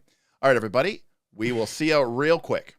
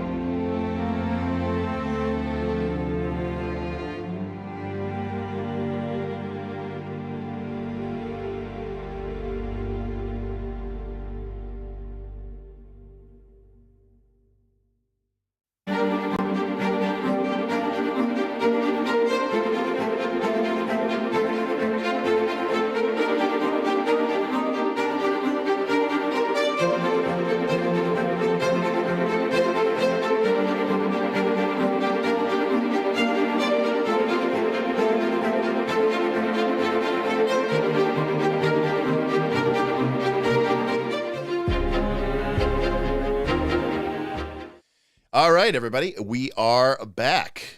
Welcome back, everybody. How's everybody doing? Hopefully Good. Good. All right. All right. So It's a great pee. Thank you for asking. yes, thank you.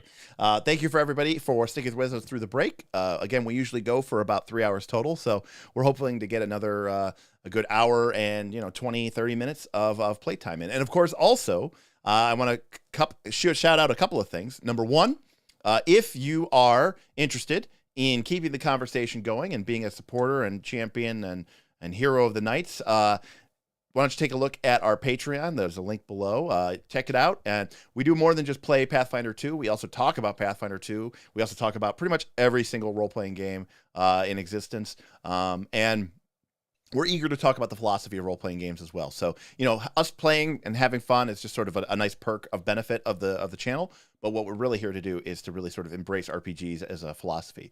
Secondly, at the end of this show, I'm going to be putting a poll up. So if you want to stick around to the end, this is going to be kind of a thing that we're going to do as a tradition. You're going to get a chance to vote as we get into the final, 5 to 10 minutes of which character you thought was the MVP of the session.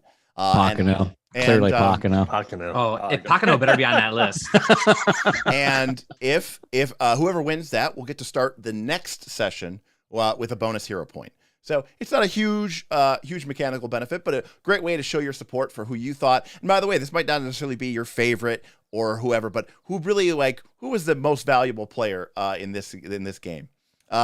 Lastly, if you are a champion or hero tier, we have an after show party. And if you are a champion or hero tier member, you get to hop on this Zoom call with us after we break from live, and it's not on YouTube. It's just us chit-chatting, and you get to kind of hang with us in the post-show. We talk about crazy things that happen, ask us questions right there live, talk about, ask us questions about what actually happened there, or how I would have handled something differently if you had a GM question or something like that. It's kind of a real behind-the-scenes chance to kind of hang out with the crew and the cast and sort of talk about what just happened. So, all right. Night, and now the next day. The thoughts still heavy on your mind of what Grandfather Iowa had told you the previous day are nonetheless sort of dismissed because you still have several important tasks to handle. And one of them is to go and see if you can capture or otherwise tame a group of tapirs, which is said to have been lairing or nesting in a nearby grove. Luckily, this is very close to the camp, probably less than an hour away, so much, much closer. And I had recommended to you that you potentially bring along Imik, who is a young girl. Here she is. That is Imik, who is he like 8? Yeah, she's like 8 or 9 or 10. This is Ready to hunt. But is she bringing the porcupines with her? Because no, this is like what, CR-1? But bringing you along, she is so excited to have a group of adults who basically have to listen to her.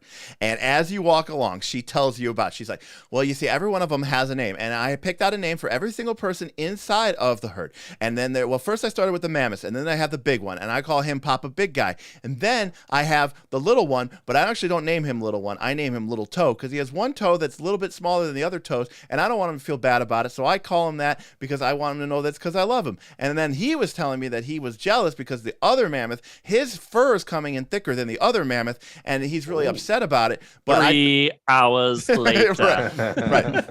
Imik, what do you call my hunter? Wait, what do I call you? Hunt your bear? Yeah. Oh, I have a special name for him. Only.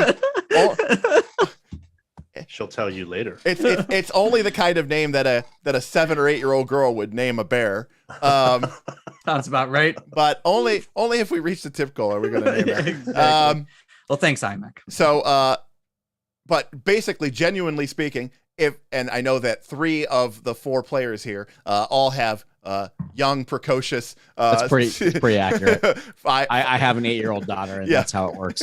Yep. Joren grandfathers the hell out of her, and just plays along with everything and basically assists in making everyone else's life hell. All right. So here's the question for you. Do you pay attention to the little girl? Yes or no? Yes. Yeah, 100%. Oh, absolutely. No. Okay.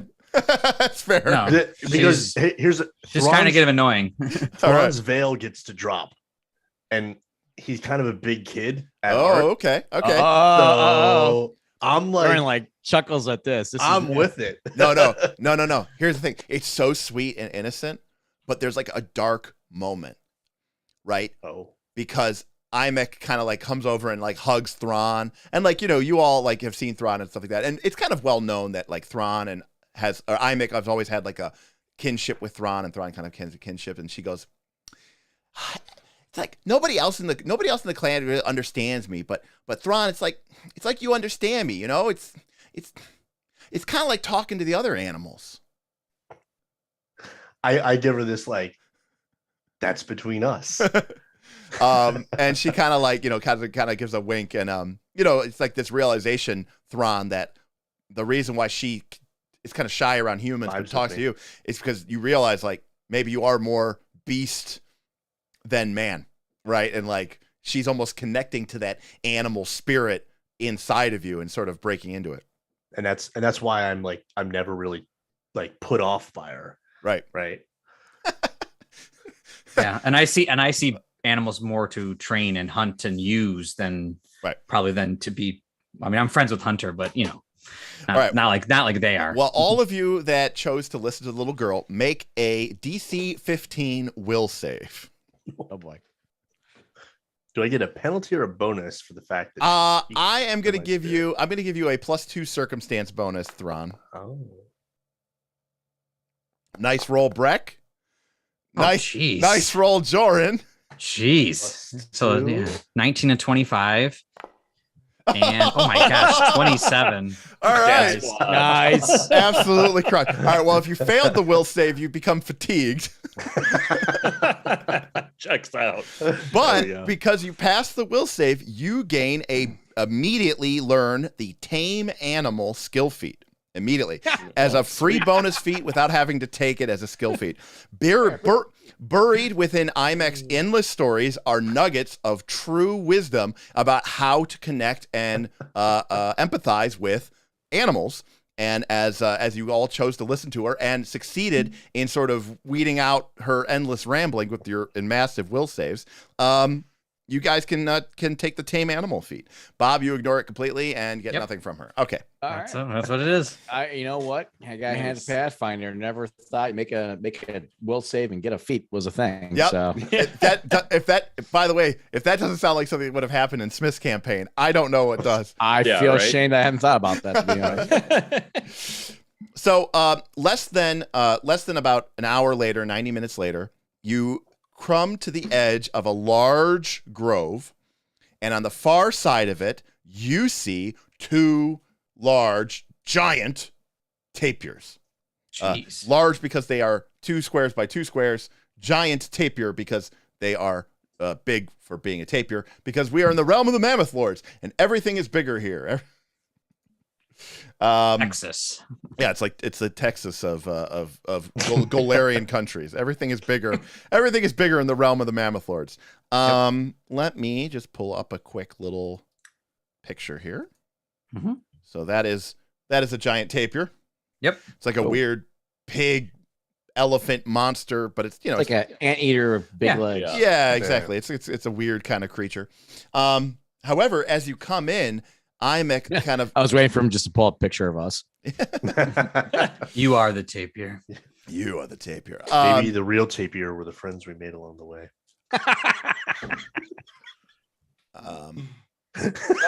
That's funny because of the meme. It's awesome because how dark that is. All right. So as you begin moving into the clearing, however, you start hearing sounds of distress. And Imek kind of begins kind of crying. She goes, "They're hurt. They're hurt." Where? All right. Do we hear the location? I think the adults should move forward here. The game should be unpaused, so go ahead and move yourself.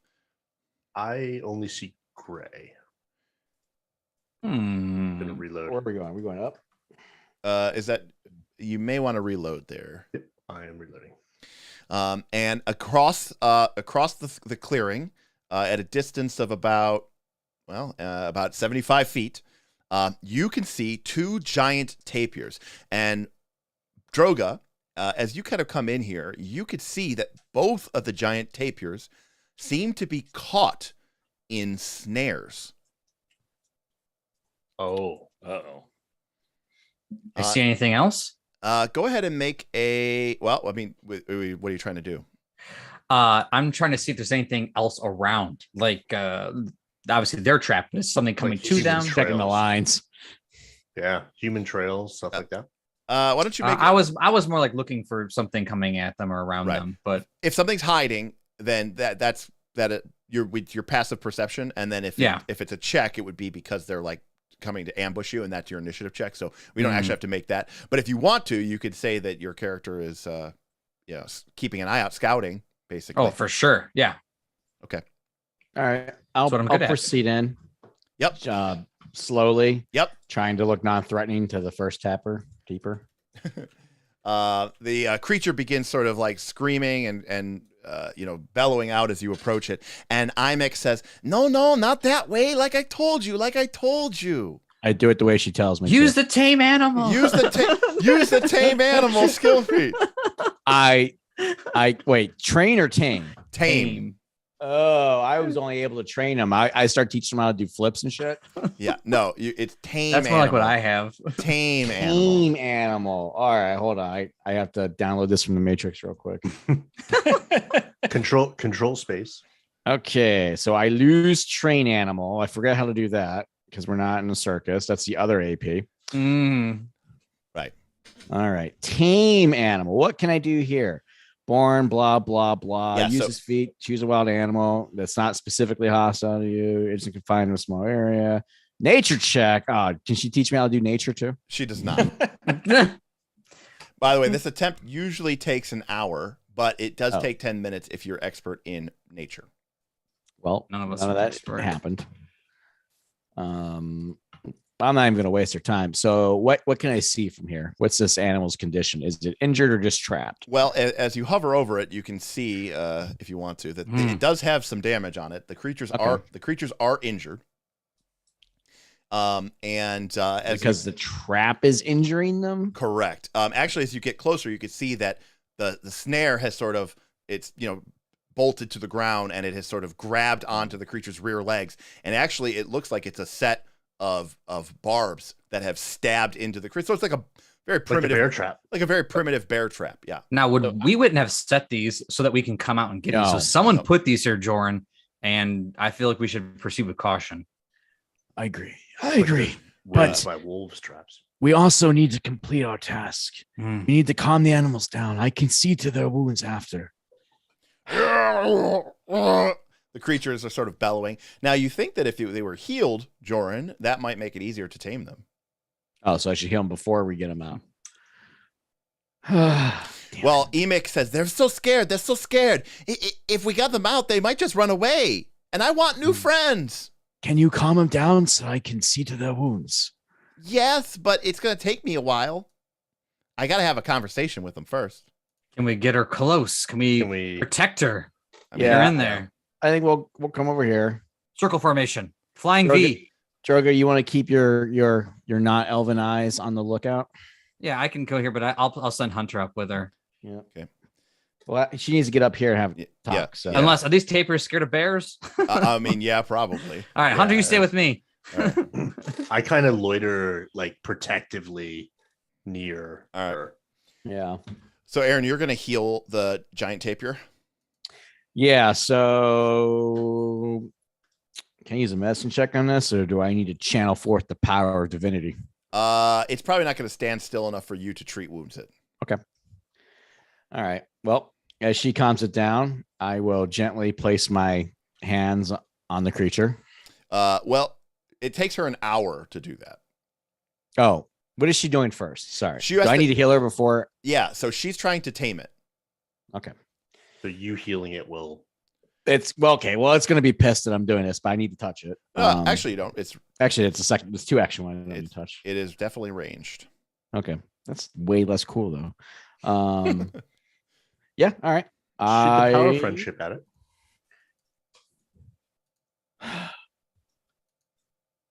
Sister Sender, heal these sacred beasts that they may no longer feel the pain of this brutality. Hopefully, she doesn't turn it into like an inflict, so that they don't feel the pain. So euthanasia. All right. What? Oh, you're just a bunch of stuff coming up here. All right. Well, so that's gonna be. Sorry, I should have targeted it. My bad. Yeah, it's okay. It's 15 though, right? Oh, because this is a 2 action. You're right. Yep. Sorry, learning how to play the game. That's okay. I'm new. 11. All right, thank you. Okay, so he is healed, and is actually he had 10 points of damage on him, so he's healed. But actually, as you're sort of healing on him, and you look, as Imik begins making gestures and overtures to the tapir, you can now see that the creature, while healed, is still in a great deal of pain, and it's that time that you notice that the barbs are poisoned. And so the creature actually is poisoned. Now, there's not a whole lot that you could do against that, but the creature... I can make a medicine check for that. To treat poison, yes. That's when it makes its new affliction check. So, but it would probably have to be tamed for you to be able to do that. So, okay. So she's going to start talking to it and getting closer and getting closer and getting closer. And after about an hour, there is a sudden... I'm going to heal the other one. Yeah, it's not just bleeding out for an hour. Just stand there staring at it. Yeah, sorry, we got to do this linear. Sorry, buddy. There is a rustling at the edge of the clearing. Well, I would be down 2 spells. My jimmies are going to get rustled, aren't they? As you see, moving into the edge of the clearing, a trio of Kellid. Did you roll 11 again? That's funny. Yeah. A trio of Kellid warriors emerge into the clearing. I'm pulling up a piece of art to show everybody. So that's boy, that's badass. 2 of the Bob's like, I'm gonna join that trick. Yeah, where do I sign up? So as they emerge in, they look strangely similar to many of the markings that the Broken Tusk have. But whereas the Broken Tusk involve, branding and scarification, which is, pretty harsh, but it's still body art. It's still body modification. They show signs of mutilation. You could see patches, like Fight Club where the guy burns his hand with a lie. Mm-hmm. These people have burn scars all over their body. And there are so there's a trio of them sort of emerging from the nearby edge of the woods, and they immediately give a howling war cry, which you, speaking sort of a similar dialect of Kellid, recognize as attack, and immediately howl into the air, make a howling noise in the air, and then immediately start attacking. What's the howling noise sound like, Derek? You son of a bitch. And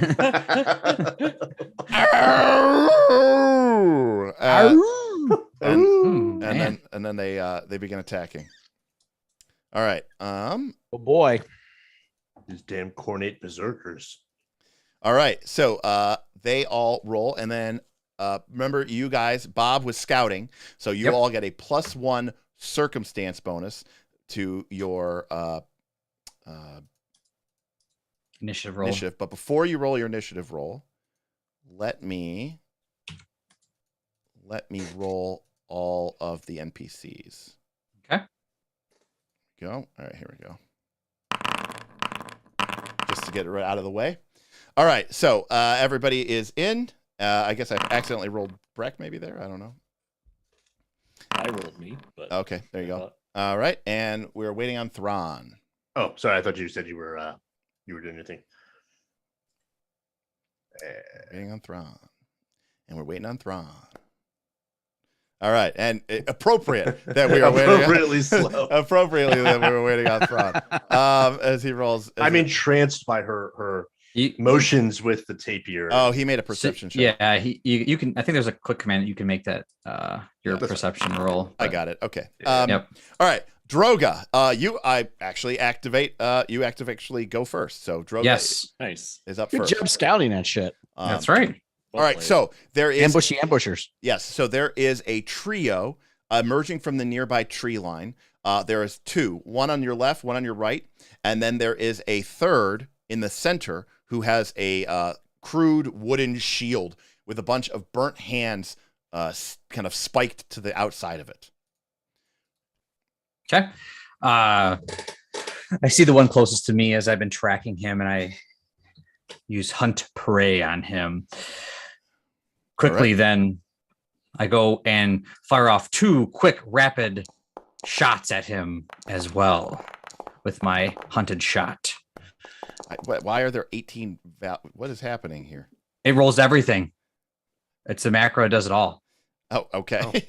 So it hit. It does and it all. And you have 2 damage die there. Okay, so it knew that it hit and rolled the effects. Okay. Yes. Yeah. All right. Well, it's a good macro. Well, hopefully the people at home get to see that because they only get to see one box at a time, Bob. So they probably don't actually see anything that you rolled there.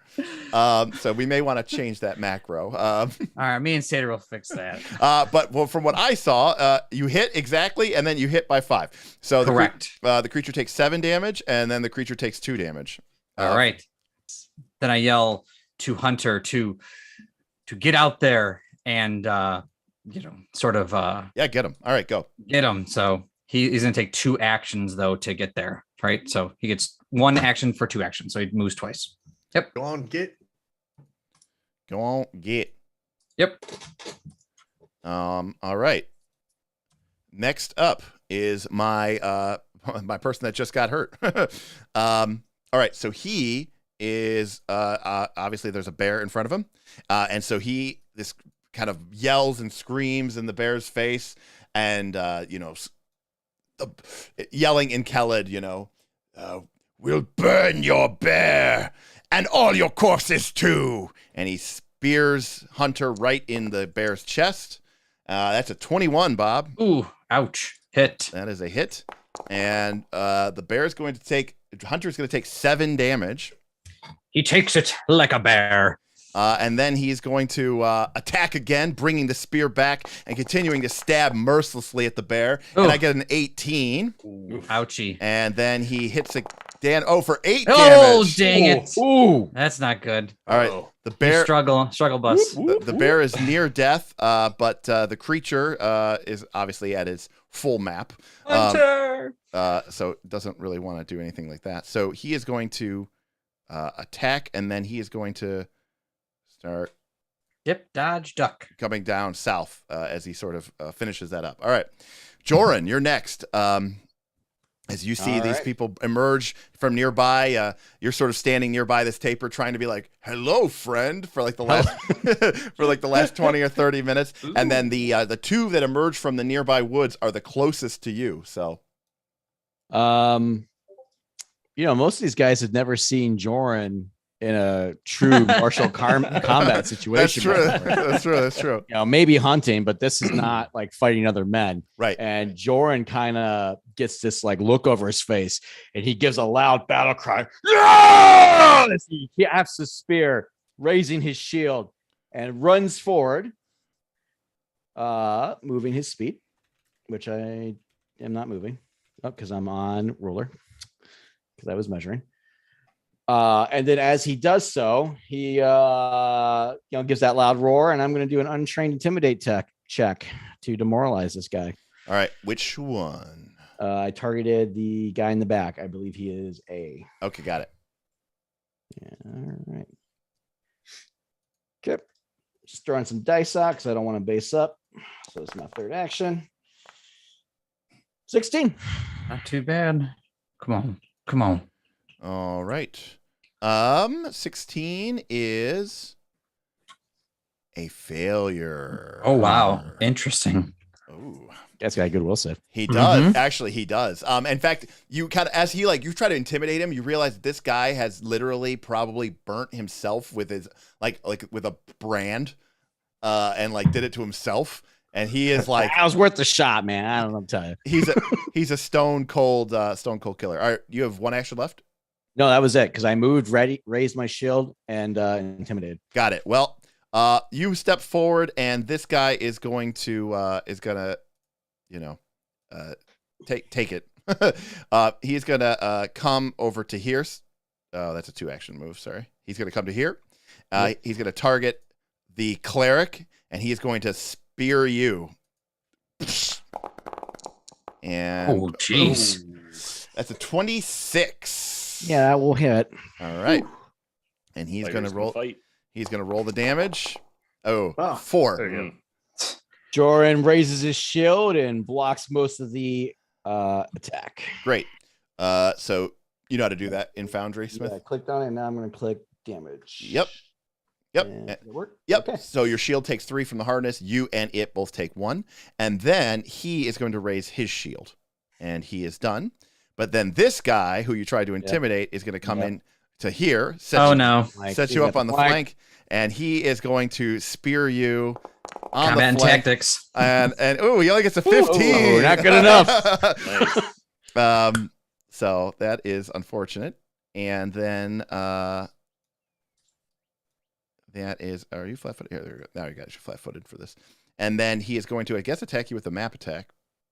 Yep. As the creature brings back his spear and attacks again with savage fury, screaming and yelling at, all right. A little too savage. A little too savage. All right, Brek. You see the cleric moves forward brazenly. He cries out in a challenge, and the two savage, badly scarred, badly mutilated members of this Kellid tribe or warband descend upon him, but that you're like, it's like the first time you're like seeing him, and he's like this old man, and he's like, he like blocks away one attack, and then he like parries back 2 attacks on the flank. You're you're like, what is he not dead? Yeah, like what is going on? Brek, seeing this display, is like, hell yeah! He just moves in, axes out, and we're gonna make 1 strike because that was 2 moves. So we're just gonna try and axe this sturdy mofo flanking my friend in the back while he's flanked. That sounds good.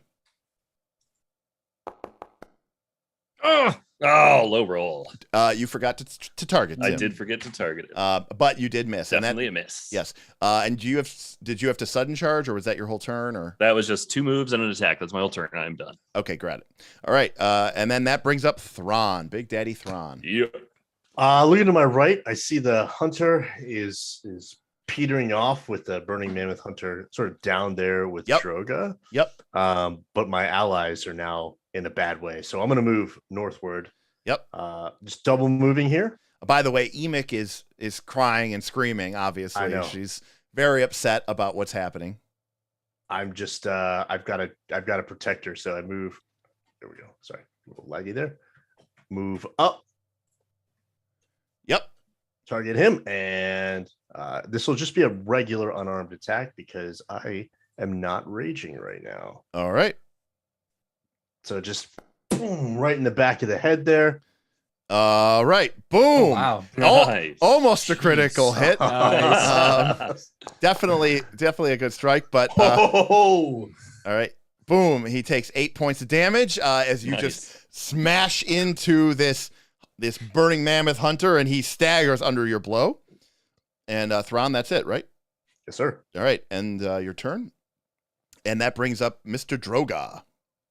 So Hunter gets a quick whistle from Droga when he knows what to do. Even at near death, he will die for this tribe as well as his companions. And he You are worthless, bear. Go sacrifice yourself. or like he's getting in here to do his bear support, All right. which allows him to do some fun stuff. So Bob, don't make him feel bad. He's doing more than barely supporting you. dun, dun, dun. Yeah. So All right. bear support. Yep. So now if I make a successful hit, he gets to do 1d8 slashing damage. You got it. Then I'll release 2 quick bows, rapid fire again with this macro, which is a prepare for a deluge of attack rolls and damage rolls that no one can see. All right, well, we got a 13, which misses. We got a 17, which hits. Oh, that was a hit. Good. So this is the 1. Yes. And then 1d8 slashing damage from the bear. All right, so he's going to take 1 point of slashing damage from the bear and 8 points of slashing damage or piercing damage from the bow. And that, I think, almost just exactly killed him. All right, so he goes down and collapses under the bear and a combination of bear and arrow shots. All right, Bob, I think you have 1 action left. Yep, I move in. Yep. To get closer to IMEC. All right. Then I can't seem to end my turn right now. No, because Kaz never ended his turn. So sorry. Okay, there we go. All right, Joren. Where's my end turn mark? Oh, do we need end turn? You know, it's just stuff. It's only on the bottom of the encounter tracker when it's your turn, so you won't be able to see it right now. Correct. Oh. Okay. So I don't need to do it because it's my turn, so I need to take my turn unless I want. Yeah, correct. You guys got your this turn. now. Then Yes. Boundary 101. Joren knocks aside the attack, the first attack with the spear. Drops down. First things first, don't forget to take down your shield at the beginning of your turn. I'm going to put it back up, but yeah. Oh, okay. It tells you when it's expired too, which is great. Okay. Knocks aside the first attack of his spear. Joren drops onto a knee as the second attack comes in, raising his shield, blocking the attack. He's going to keep his shield up there. Spins and stabs on the flank with Thron. Yep. And I'm going to strike. Yep. Here we go.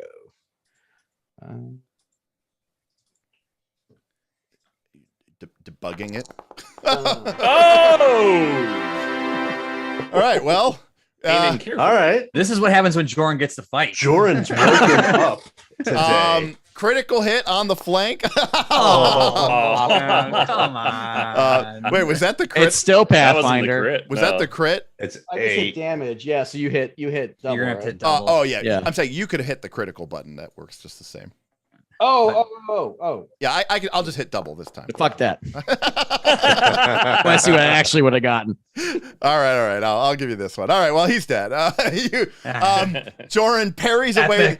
Joren parries away a couple of blows. Thron comes in and punches the guy. He spins, and then Joren, Thron, you're ready to base up with this guy, and then you see a spear point just erupt through the guy's chest, and he starts coughing, and he goes, "For the flame!" And then he Joren drops doesn't even listen as he rips his spear smoothly out of the guy's throat, spins back around, and assists Brek with his upcoming attack. All right. Well, nice. That was shenanigans. So this guy is going to this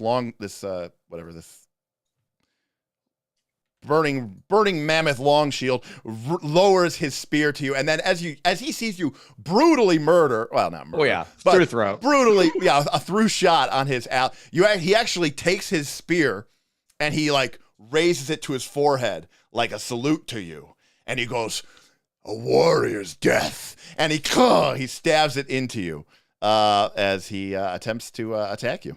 Oh, yeah, all right. And here it comes. Boom. And that is a 23. That will hit. All right. And that is 8 damage. All right. How's my shield looking? It's got 1 hit point, so it will take 5, and it will be just broken. If it's equal to the break threshold or less, it is broken. Okay, I think it's going to be broken. But I don't want to die, so better it than me. Yep. Checks out. Better a piece of wood. I said the same thing about my bear. All right. Select at least 1 token. I am Joren, and I want you to block. Thank you. All right. All right. There you go. Breaking it. Oh, all right. So at the last moment, he turns aside the spear. The shield shatters, but Joren's chest does not. Yeah, and then don't forget to lower your shield there because it is no longer up. Oh, I automatically did it. Actually, my AC's already 18. So. Well, fantastic, because he lowers his spear and he stabs at you again with savage fare. But you parried aside with your spear, and there's a lot, a lot of stuff going on. He's obviously in a bad flank position here, so he is going to attempt to move away. And as he does so, Brek, being the fighter that he is, takes his attack of opportunity to swing his battle axe at the man's legs. And I aid this by distracting him with a stab in the chest. No, it's not your turn. It's reaction. My trigger was Yeah. 10 attacks. Oh, yeah, did he was aiding. Oh, I didn't know you aided. Yeah, he's Oh, aiding yeah. my attack. Yeah. Yes, Yeah, absolutely. that was my third action. I didn't hear that. Okay, yeah. Yeah, so Tim, you got a +1 to this. I don't know if you added Yes, that. I added it. Yeah. Okay, great. Well, you Whoa, David. Boom. David. The guy that just Oh, So wow. I the guy rolled just an tipped. 18. Sorry, it like popped up. Thank like, you, David. Oh. Yeah. Sorry, I didn't mean to distract you. It like popped up out of nowhere. I was like, oh my gosh. Oh, very, very, yeah, in the middle. Bob, we're in the middle of a fight and you're reading the chat. It's purple. It like it like hit me. It is I'll kind be of big and being purple. it is a big Name purple a more amount. So iconic. thank you, Bob, and being distracted. Cascade a hero point. Brek, you deal 11 damage to the long shield, but he is not defeated by your massive attack. But it is your turn, Brek. So vengeance should be yours. And actually, I should say he should be 5 feet more south. There we go. All right. Well, Brek is going to pressure the assault as this guy does not seem interested in surrendering in any way, shape, or form. Yep.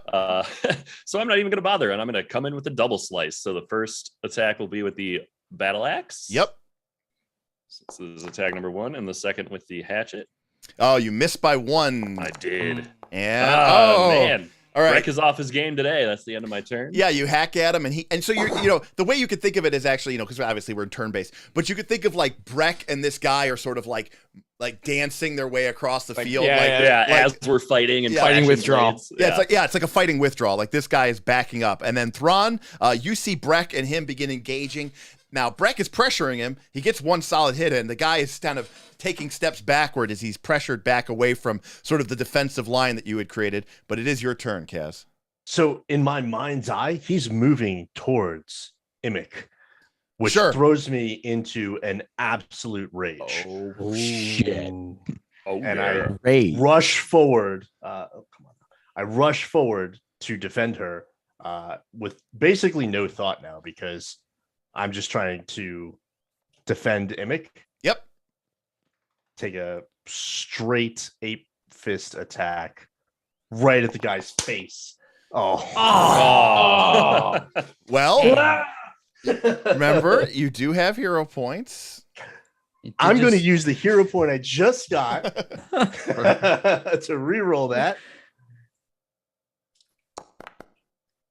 Oh, is that 3? Oh no! Remember our hero point Oh, rule. that's right. 13. Okay. 13. So if you roll a Yes. 3, that's actually a 13, Nice. That's Okay. 20. which I think means I think there's a mod you can install that does it automatically. Okay, There. that would be awesome. I definitely need So, to get yes. that. I'll please. talk to you offline about that. Someone was using it the other day. Right. So your 3 becomes a 13 on the reroll, and then plus 7 is 20, which hits 20. armor class. So roll your Nice. hit that damage button there, Kaz. we Oh! Oh, there we go. Well, Well fought, sir. yeah, you know what? You know what? The guy. We'll say the guy was definitely like going towards Imik, and then Thron runs over and he rushes over and he goes, oh, and he just like rips the thing's head off, and just like the headless corpse kind of slashes on the ground. Oh, she's scarred for life. She's like, But she's alive. she goes like the great white snow yeti. That's a Wendango right there. Yeah. All right. Well, that is the fight.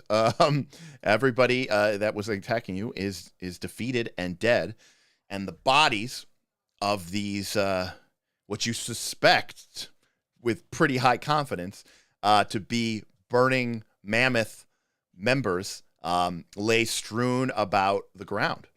But it's scary that these are only an hour away from our camp now. Now, obviously, you all are. That is true, actually. I didn't even think about that. They're close. Well, what you realize, actually, these are their scouts, Yeah. Mm-hmm. right? Like what Good. you saw down at the river was an advanced party. What you saw here is people going out, maybe trapping for food, for hunt, right? These are just like the advanced arms, They right? got those sweet weapons that Pakano has. The metallic spear. No, they do not. What do they got on them? They have primitive spears, primitive shields. The You hunters. could grab one of them shields, Aaron. Yeah, Or, yeah. Joren. The Save some time. I replaced my wooden shield. That's totally fine. Yes. In fact, well, no, only the long shield has a shield. The other ones have slings. So. Yeah. But yeah, unfortunately, they don't seem to have much else on them. But you can see from their look and their appearance, like these, there's a lot of Kellid war bands. There's a lot of, Kellids fight amongst each other. It's not all, peace and happiness. Kellids have a wide range of tattooing and scarring. But like this is pushed to another level. Joren, if you didn't know better, this almost seems demonic. Derek, I have Lord Demon. Oh boy, here we go. Yeah. So do I know better? I mean, yeah. I mean, you know from the story that these burning mammoths went to fight in the world wound. Right. They got corrupted. Now, maybe they aren't evil. Like, I mean, they are evil. But maybe they aren't demonic. But like that has changed their culture. It's like Reavers and Firefly. They went to the edge of the abyss. Right. And the abyss looked back, right? Yeah. Like Corn berserkers. Right. Like these people might not actually have like the fiend trait or anything, or the outsider trait, or the evil outsider trait. But they're emulating them. We emulate spirits in nature. They're emulating demons. Right. Like almost like they fought demons without the primordial flame. Weird. Well, right. Right. It's almost like without the protective light of Saren Ray, what happened? But generations. I mean, you know better than most the effects that the war, the Mendevian Crusades and the fight against the World Wound has. For generations, this clan fought the demons, and they may have won the war, right, or won the battle, but maybe they lost the war because they have allowed themselves to become corrupted. You've never seen or heard, and Tim, Brek has never seen or heard any Kellid following or tribe or house that would ever have been so brutal and so degenerate. Yeah. Yeah. Well, they don't seem as appealing to join now. They're sort of demonic. Oh, do you not want to brand your body with burns and cuts and eat the flesh of other Kellid? Well, not that last part, but the first part wasn't too bad. Now, Joren, is this the kind of people we would be doing some kind of prayer to them as well? Joren doesn't answer Drogo's questions as he kind of unceremoniously falls down to his knees as he just stares blankly at this display before him. Joren, are you okay? He doesn't respond. Ugh. Hey guys, you gonna check on that? Our healer's looking a little worse for wear. Something's wrong. I'll actually move towards Imic and make sure that she's okay. She's crying, and she's, obviously happy to be alive. I mean, she's, a child, but she's a member, a member of Kellid, a member of the realm of the Mammoth Lord. She's seen death before and stuff like that, but nothing like this, and she's almost now like more upset because she goes like, why would they want to hurt the animals like that? What about their herd? We'll protect our herd for now. Something is wrong with theirs. Maybe they're sick. Yeah, okay. Well, I mean, they were already pretty convinced, but after we killed those guys, they say that those are the ones that trapped them. They say that those are the ones that killed the other ones of their kind, chopped them up for meat, left the bodies there to rot.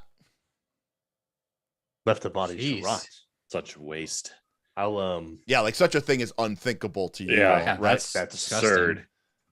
I will. Like that's almost crazier. That's almost crazier than branding yourself with with a torch. Right, like you would waste that much. Well, extreme, but we get that. Yeah. I'll begin working the trap free from the first tapir. Okay.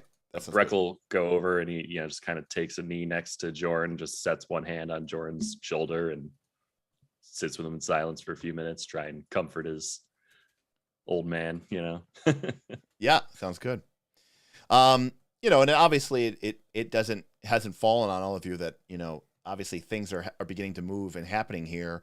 And Grandfather Iowa is probably correct, right? That this is a more serious problem than they would hope.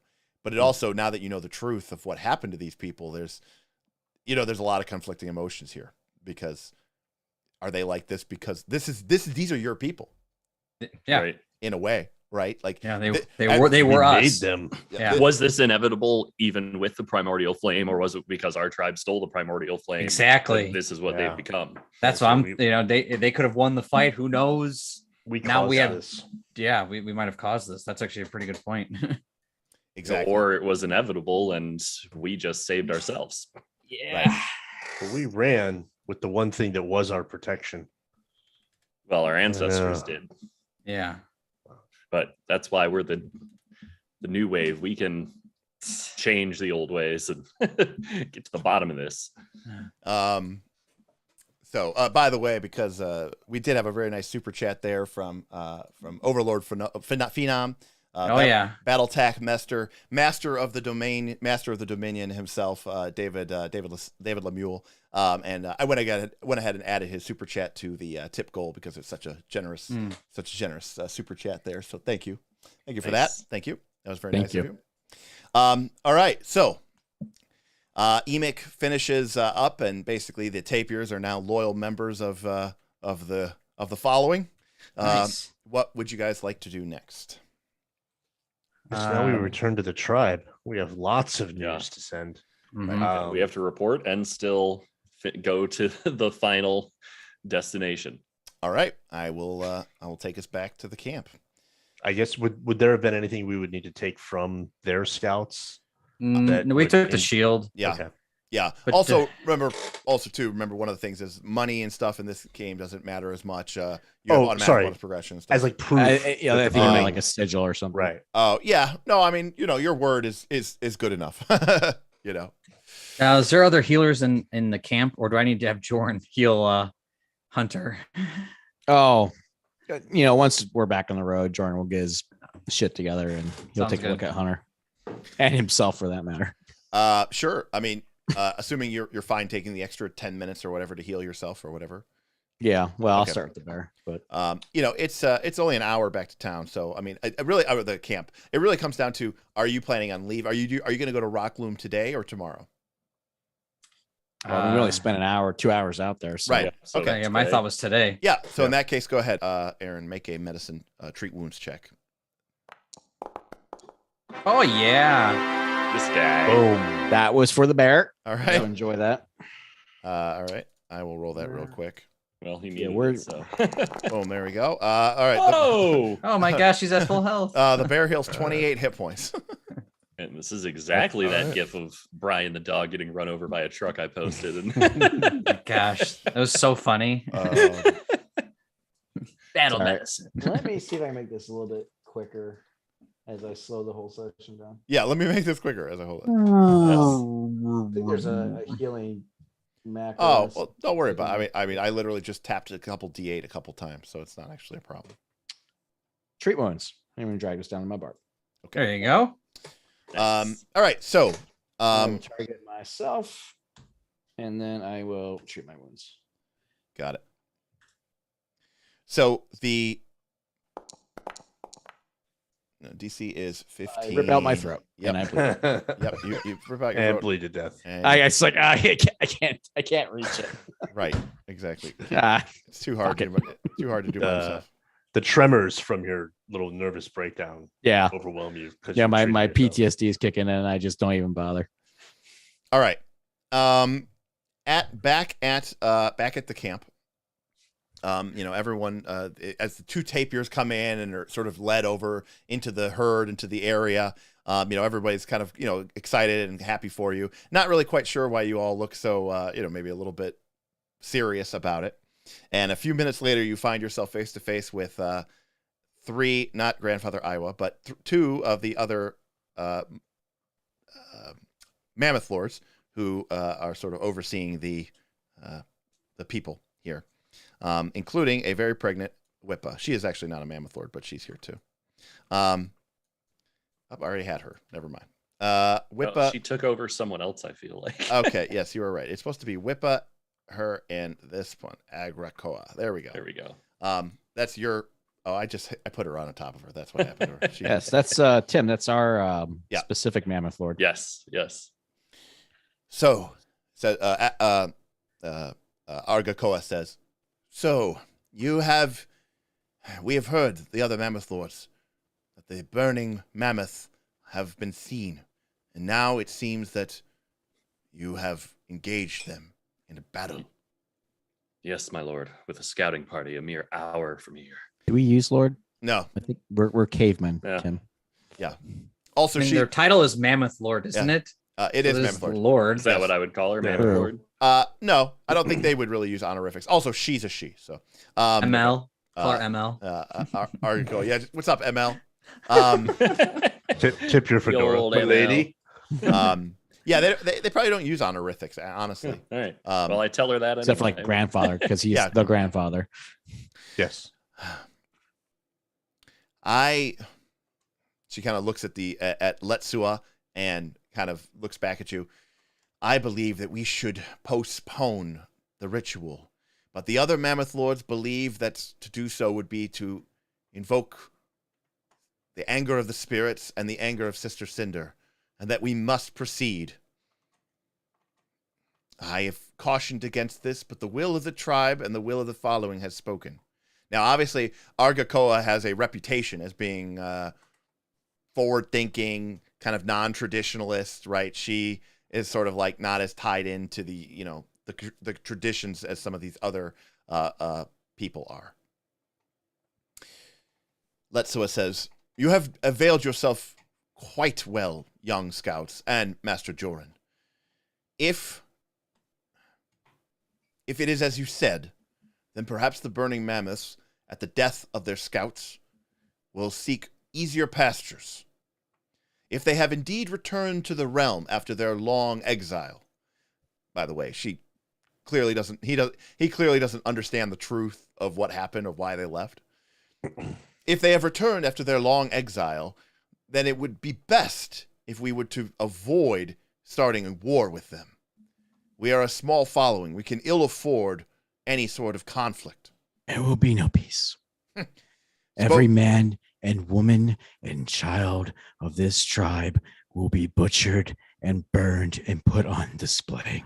Spoken like a warrior from the Southlands with your wars and your These are not men! They are Kellids. They are in tune with If the we nature. do not flee, we will die. Joren goes, I need a drink, and walks past almost rudely to his tent.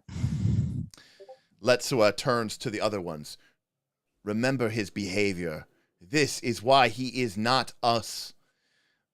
He may be a member of this following, but he will never be a Kellid. They do not understand our ways and never will. If the burning mammoths bring with them any sort of war or death, they only do so because they were corrupted by the South, corrupted by the outside, which is taught to them only that might makes right, and that the only way to resolve things is at the end of a spear.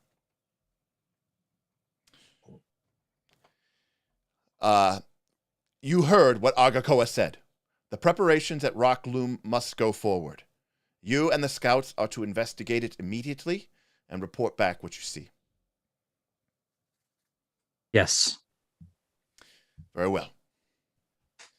All right. So, you're back at camp. What do you all do? Head out to Rock Loom, unless you want to make some more checks there, Joren. Joren's in his tent drinking. Yeah, Does that heal you? Trying to get him because we got to go today before he drinks himself under the table. Thron's It's in like, a I'll super pass. conflicted state because obviously knowing what he knows and then hearing the way that that she spoke, it's like, what's going on in our tribe? She's calling these guys exiles. They're not really exiles. We're the ones that ran. Joris in a full fucking mental breakdown. Like, I don't know if these things are tied together. Does he know something about the way that the tribe happened? So he kind of gets real quiet, like a little bit pretty reserved. All right. Well, Brek, Droga, what do you want to do? I want to go forward with with the celebrate or trying to get the rock loom and get everything prepared. This is our tribe. That's what we want. That's what we're supposed to do. And Brek's gonna go lay on the guilt real hard with Joren. Then he's like, I don't know, he's gonna keep me safe. It's just me and Droga alone. But we might want to, let's just. I'm happy to drink with you later, but let's get this one last thing done today. I know it's been tough, but now Thron and Droga, the traditions of your people. I know that you guys are traditionalists, like you believe in the ways of your people. How are you feeling? Do you think that this ceremony, the Night of the Green Moon, should continue? Listen, it's all I've ever known. It's my childhood. It's all I know. So, right. I mean, you're talking about. About a people that just a couple winters ago, like 10 people got killed in in a snow avalanche. Sometimes that stuff just happens. Sometimes you're doing things randomly, and suddenly there's an avalanche, and 10%, 15%, people get killed of the. So again, it's like. You don't just abandon everything. Death is a part of this land. Exactly. So, yeah, I think we have to finish the trials, but there's going to be some soul searching to do afterwards. All right. To see what's going on. All right, Droga. Yeah, we're ready to go. All right. I mean, I'm ready to go. Hunter's healed up. We're waiting for the crew. Is everyone coming, or are we doing this? Joren, are you going to accompany the rest of the scouts as they make their way to Rockloom? Well, in the interest of time, I don't know. Tim, why don't you make that diplomacy check? Got it, sir. Give you a +2 because I'm like your fake father. All right. Let me give you my will save. I believe it's 6. Yes, so DC 16. All right, let me just make sure I target you over here. We don't. There you go. Here we go. Oh! All right. Come on, buddy. Amazons. I like that you named the bonus fake father. That's right. I love when people name their bonuses. Okay. Begrudgingly, Joren returns from his tent, and you all begin making your way in the direction that the current following is headed, which is towards the great stone circle of Rockloom. Along the way, Mr. Smith, Joren can make an additional up to 2 additional medicine checks on you, as it's about 2 hours away. Nice. Anyone? Yeah. All right. Yep. You got it, and you get 13. Nice. Myself and good. All right. We go. And Bear's good. We're all good. Oh yeah, we're ready to go. At Rock last, I loom. finally lowered my shield. All right. No As wonder your arm's been like up here for I was hours. gonna say, you've had your shield up the whole time. Yeah, it's your shield. That's why I'm so strong. Yeah, some Spartan shit right there. All right.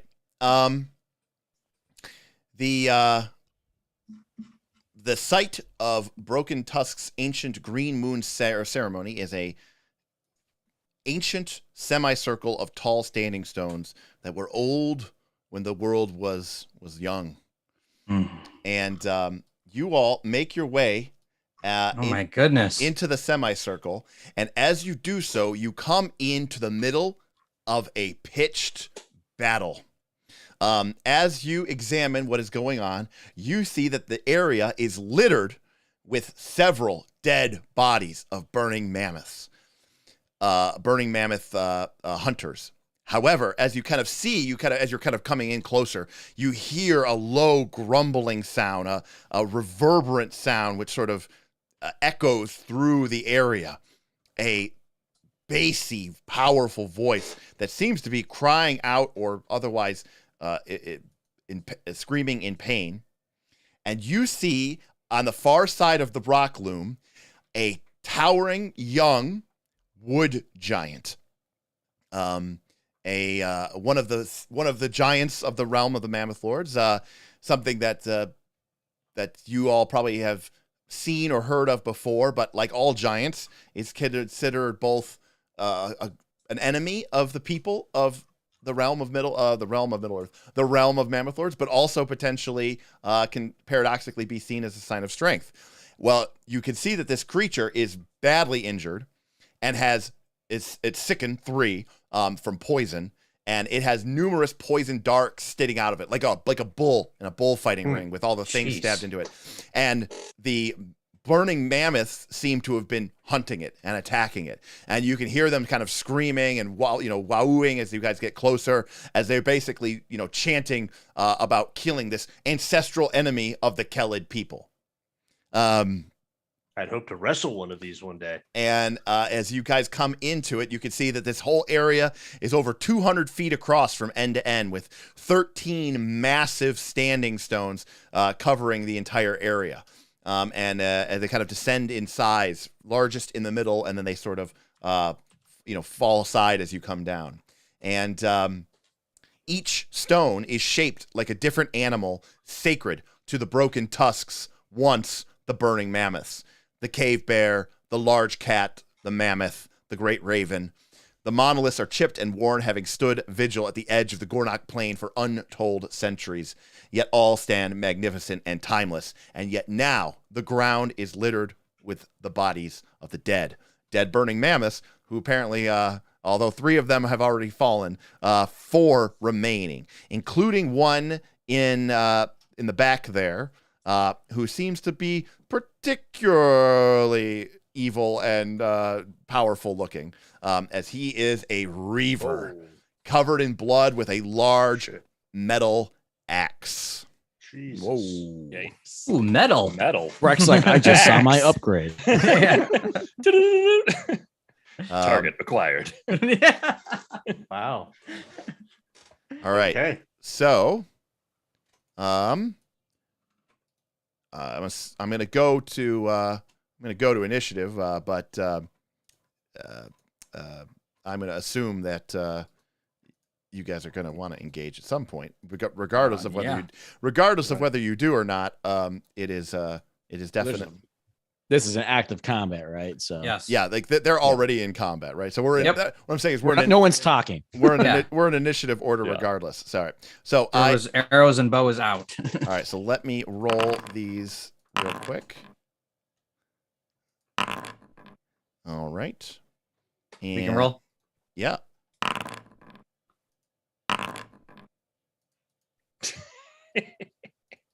Rip.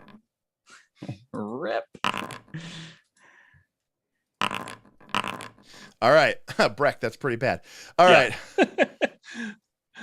The wood giant teeters on the edge of the plane, and it sort of staggers to one leg, and it kind of cries out in sort of broken Kellid as it looks over, "Help me!"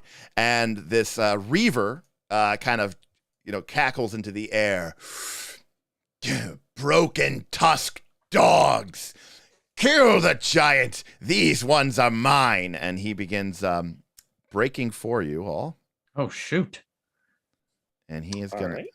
Oh, he's full flank mode. He is coming this way at speed. He gets here to the edge of this rock formation here, and he is going to grab some cover. All right, and that is his turn. And then this mammoth hunter up here comes up. He is going to come up here and to here, and he is going to chuck his spear at the, his sling, I should say, at the wood giant. That is a miss. And then he's going to ready out his spear, and that's his turn. All right, Joren, you're up first. All right. Joren takes a step back into the back formation, and then seeing Brek having his weapons out, takes his hand and runs his hand along the edge of his main hatchet, and it lights in flame. All right. All right.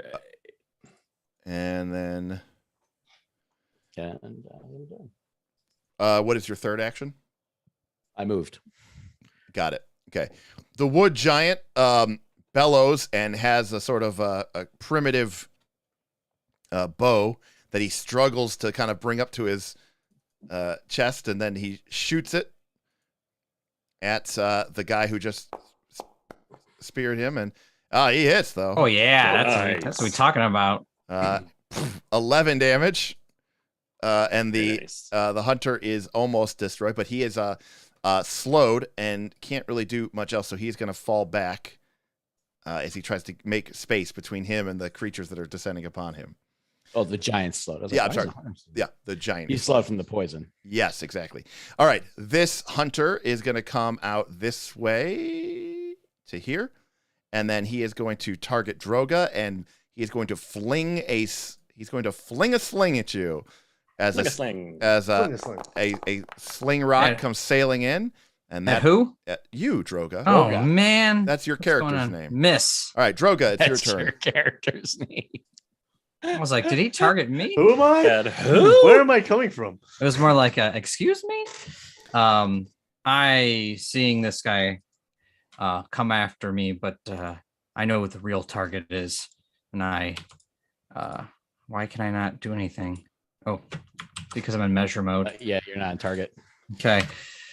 That's I okay. see. That there needs to be a module in Foundry that when you're in any mode but selection, you get like a bar across your screen Yeah. that says you are not in character selection mode, because Right. I feel like that's the number one It mistake. happens that a lot. It does happen Yeah. a lot. It really does happen a lot. All right. He targets his prey in front of him and quickly releases 2 shots. Now he does have what does he have, lesser cover? Now I didn't remind you last time, Bob, but I will remind you this time. You want me to monster hunt him? Yeah, you get to do Yeah. it for free every time you do it. Yes. We Oh, live in a it society. doesn't let me just okay. Anyway, recall knowledge, Yeah, you don't actually. nature. By the way, you don't have to like highlight the ability every time you use it. I like I don't doing it think for this the is people nature, at is it? home. Well, that's what we're speaking about. No, it's society. Is it society? Okay. Hey, It's like the best I've ever rolled on all right. on It's the not, Monster Hunter. obviously, it's not a critical hit, but you basically have seen these now enough that you know what's up on them, and so if you hover over them now, you should be able to see their stats and hit points, armor class, and saves and speed. Oh yeah. but On not the big guy. not the Reaver, but on the other ones. What? Okay. Did you target the? I targeted the Reaver. We targeted a reaver. Oh, well, then you get it for the hunter. Sorry. That's fine. I Okay. see them on my peripheral, and I know what I know. Got it. But I am targeting this Reaver because that is the guy that I think is the one that I want to take down. If there's Okay. anything I've learned. I thought it was strange that you targeted the guy that has cover, but I mean, you hit him No. anyway, so it's good. Hit. Oh, I missed my one. Dice all over the Oh, screen. he takes 1 damage from all of that. Okay. So many dice. Man, that's brutal. Can we name this macro just Rain of Dice? Yeah, just rain of dice. Maybe a rain of sadness. At this You know what? point. I mean, let sadness. let us know in the chat. Is Bob's macro way too much, or is it appropriate? All right, Bob. Is it just enough? Yeah, Bob. What's next? Hunter is going right at the Reaver, and that is my turn. How far can he move? Jeez, 35. I get 2 actions. Double I move. get 2 actions. So yeah, All right. double move. Oh, damn it, Bob.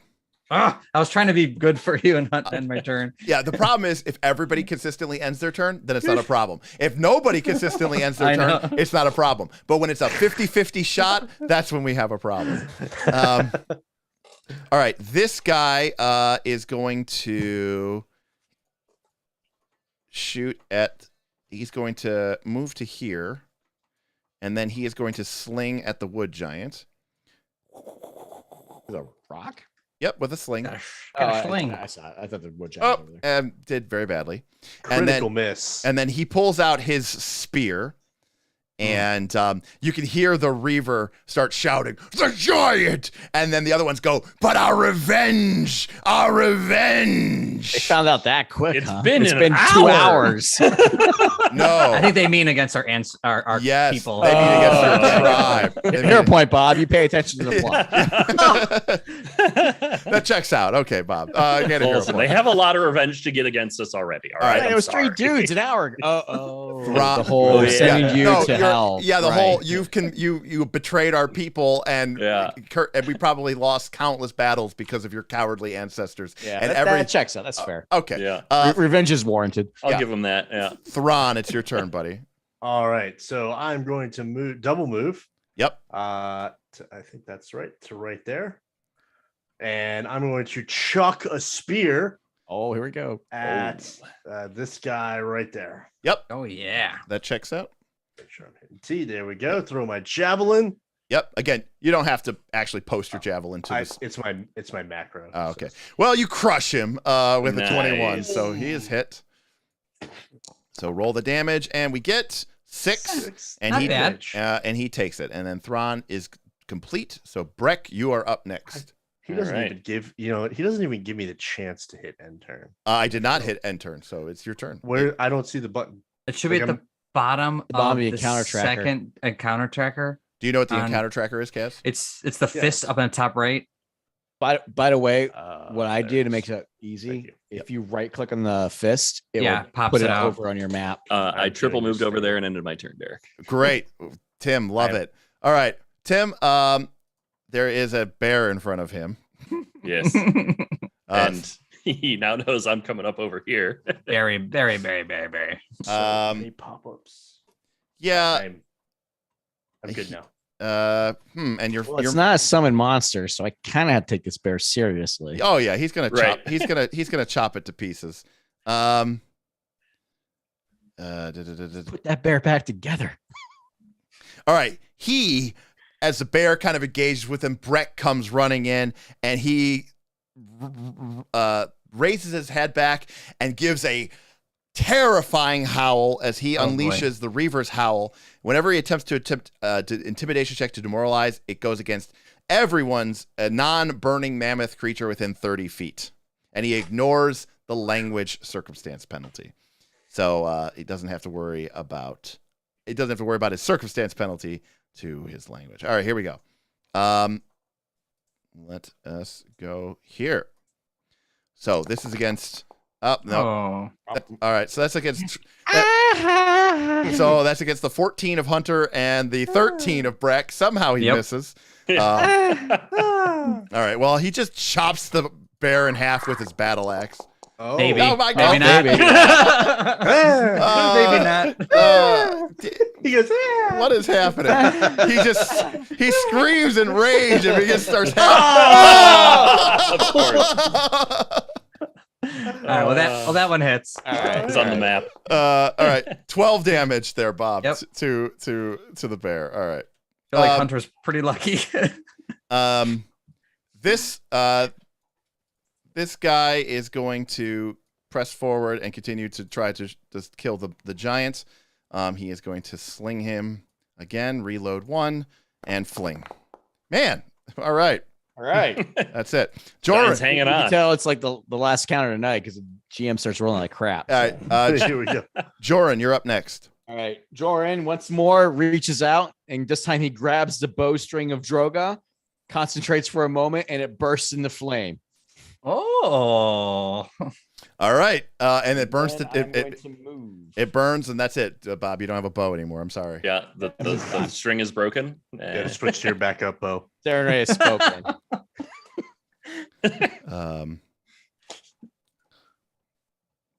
Okay. My giant is next, and he is pretty bad, so he's just going to try to like triple move over here to try to get away from these guys. I double moved him. He's to throw up at some point. he's Start slowed. puking. I know, but he's got to maintain This distance. is Pathfinder. People want to see vomit. Just Do it like for the they wrote it fans. up. Even Mark from RFC was like, I don't know what that's all about. Yeah. He totally was like that. By the way, he was like, I don't really know what's going on here. All right, Brek. Or no, sorry. Did not mean to move. Why did I move? I had a ruler tool on.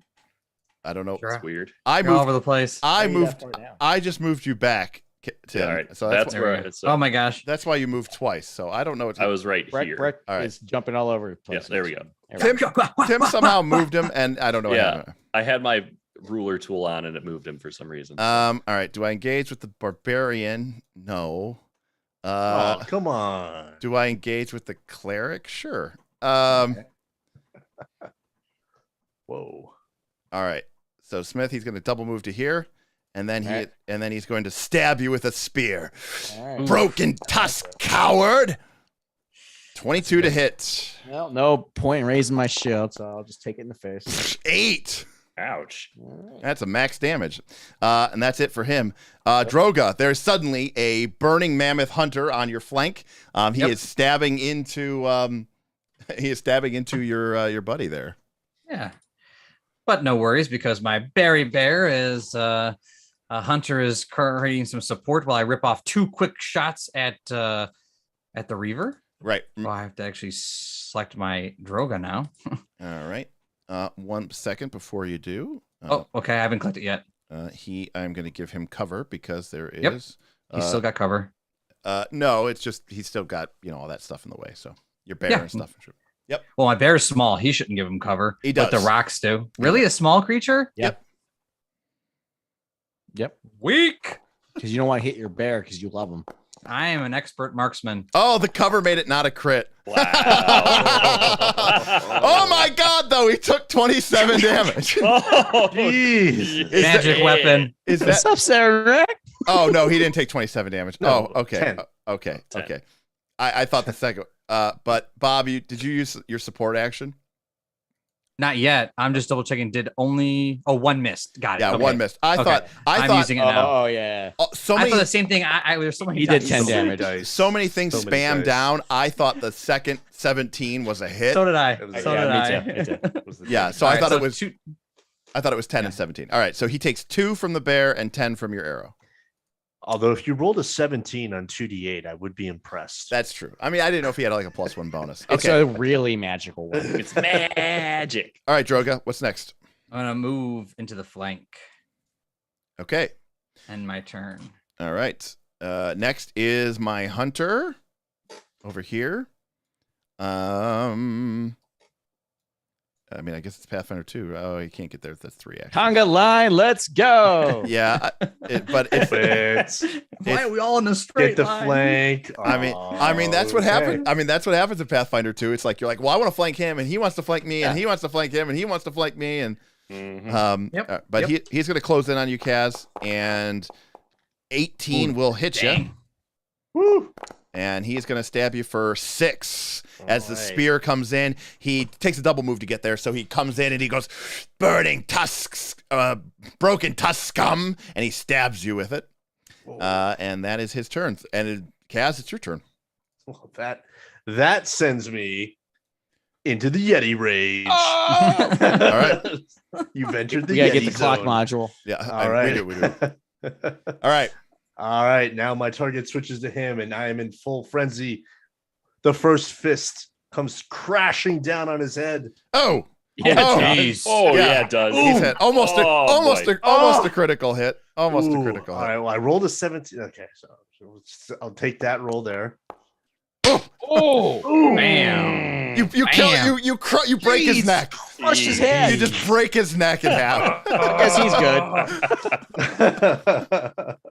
You All got right, one well, action left, Kaz. Yeah, I'll come screaming in this direction here. All right, that to sounds good. protect my allies. Should we be afraid of Kaz or, Yeah. or the? Or the... I mean, eventually, once we create that clock mechanic, you'll be like, "Oh, Yeah, we should be afraid." You should be afraid." And then I'm gonna have him go crazy and start Just go ripping apart nuts. the party. All right, Tim, it's up you, buddy. Yeah, so we're gonna go. Why is it something weird is happening? You might be Like- because you're in the rock. Yeah, it might think I'm like in difficult terrain or something. So that's like 5, 10, 15. Okay.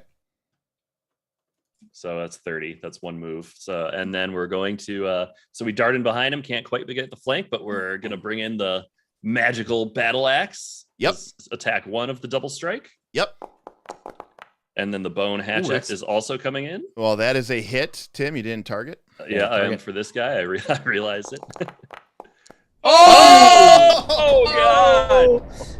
So damage from the magical battle axe, and then the crit from the hatchet. no.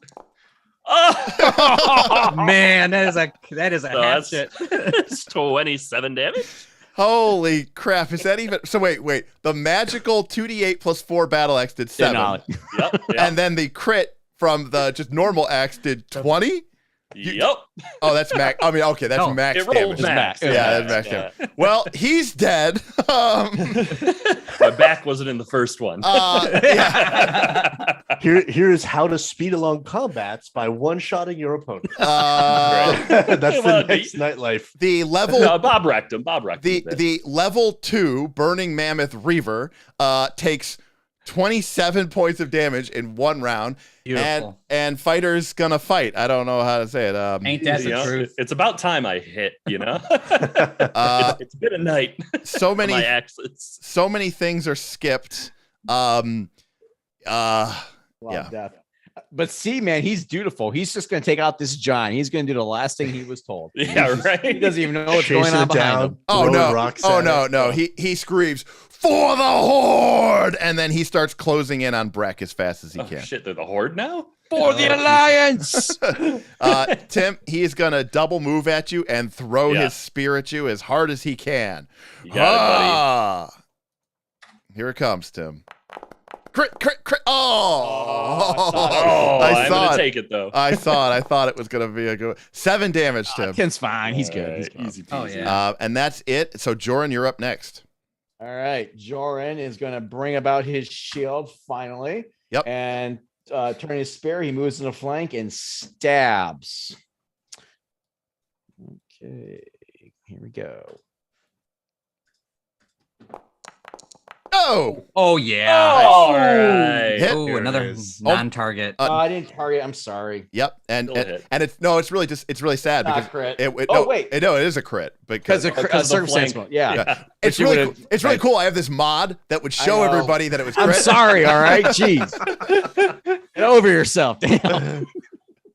It's like I went out of my way. All right. Yeah. Aaron, that's a crit. So, all right. 12 damage. Boom. Boom. Boom. He is dead. You kill him. Joren, once again, with martial prowess, smashes the guy with his shield. And then what's the death blow, Joren, this time? I mean, he's a trained soldier. Like it's parry and stab through the throat every time. Yeah. It's just like clockwork. Just like. Yeah. All right. I mean, these savages don't know how to fight. So the wood giant sees that the tide of battle has turned and he kind of comes closer to you all and sort of had a battle. They got drowned by the time. Droga, that's you. Yep. So Hunter's gonna move in. Yep. You gonna kill this guy? Oh, you're killing that guy. He's still alive. Oh yeah. There's only one guy left. And he's gonna use bear support. Yep. On that. Then Droga is going to move in. Yep. Yeah, you got to get a better angle. Yep. I gotta get somewhere. I don't know if I'm gonna be able to do it. I got 25. You got to get to like at least like here. What I got? I only got 25 feet of movement. That's okay. You only need to get to right there. Oh, okay. So that's about right there. Just dead bodies, and then just go dead for the. But this is not my hunt prey, so I gotta make sure I turn that off. Yep, and he has cover because of this big rock that you're firing around, basically. Yep. Ricochet the arrow. Yeah, ricochet. Bing, bing. Hit it on the inside. It's like putt-putt. You got to hit it on the inside of the stone on the left side, right? And then that'll bounce in onto the right side. Okay, you missed. Yeah, see, you missed it. Wait, that's just one roll. Windmill spun and hit you. Whoa, are you making 2 attacks? It's a hunted shot. It's one action. Oh, I thought you could only hunted shot. Stop using the macro because that we you kept hunted mocking prey. him. It says the requirements: you're wielding a ranged weapon with reload 0. Oh, maybe you're right. You just don't get the -0, -5. Well, no, I get that when I'm a flurry ranger. Yeah, I don't think you're correct, Bob. Hunted shot. You take 2 quick shots against the one you hunt. But that doesn't say I need to have it as my hunted prey. That's I mean, exactly it says what the that one says. you hunt. That's what that means. I don't know. I don't know about that because I'm hunting creatures all the time. Derek, can you just add Mark to the call real quick? He should still be getting ready. Oh no, his show just started. His show just started. Tune in. Yeah, so we'll figure that out. But also, they both missed, so it's not a big deal in this scenario. But we will have to check that for next time. Right. Also, Bob, if you think that flurry works against everyone, then what do you think hunt prey does? Knowledge check. Hunt prey gives me a recall knowledge check. Okay. And a +2 circumstance bonus to perception checks. And how many focus points does that cost? So flurry is also what makes you have a -3 penalty with your map attack, but it only applies against your hunted prey, the person that you have hunted. Oh, and I was just trying to read the verbiage. If it said the same thing as the it doesn't say the same thing as the hunted shot does. We'll clear it up afterwards. Yeah. I mean, Flurry clearly says your multiple attack play against your hunted prey is -3. Hunted shot's a little bit more ambiguous because it says the one you hunt. But I still think that means it's the one you hunt. Anyways, all right, Droga's done. That guy's dead. Thron, they're very far away, but you can try to make your way over there. Yeah, I'm just gonna. You're raging, so I mean, right. I'm full dead sprint. Yep. So 3 action move. Yep. When you drag yourself, that should basically. There we go. And that's it. I got it to it that time. Yeah, you did. Brek, the barbarian. The barbarian shows up to provide a flank. So I know you didn't mean it, but well done, sir. Brek, don't forget to target. Yes, sir. Thank you, sir. Yep. Let me remove his cover because you're just attacking into him.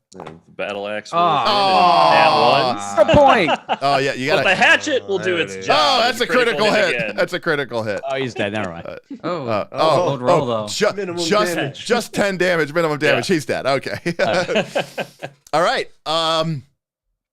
And in a stunning display of brutal small unit tactics, you all defeat this burning mammoth warband. So well done.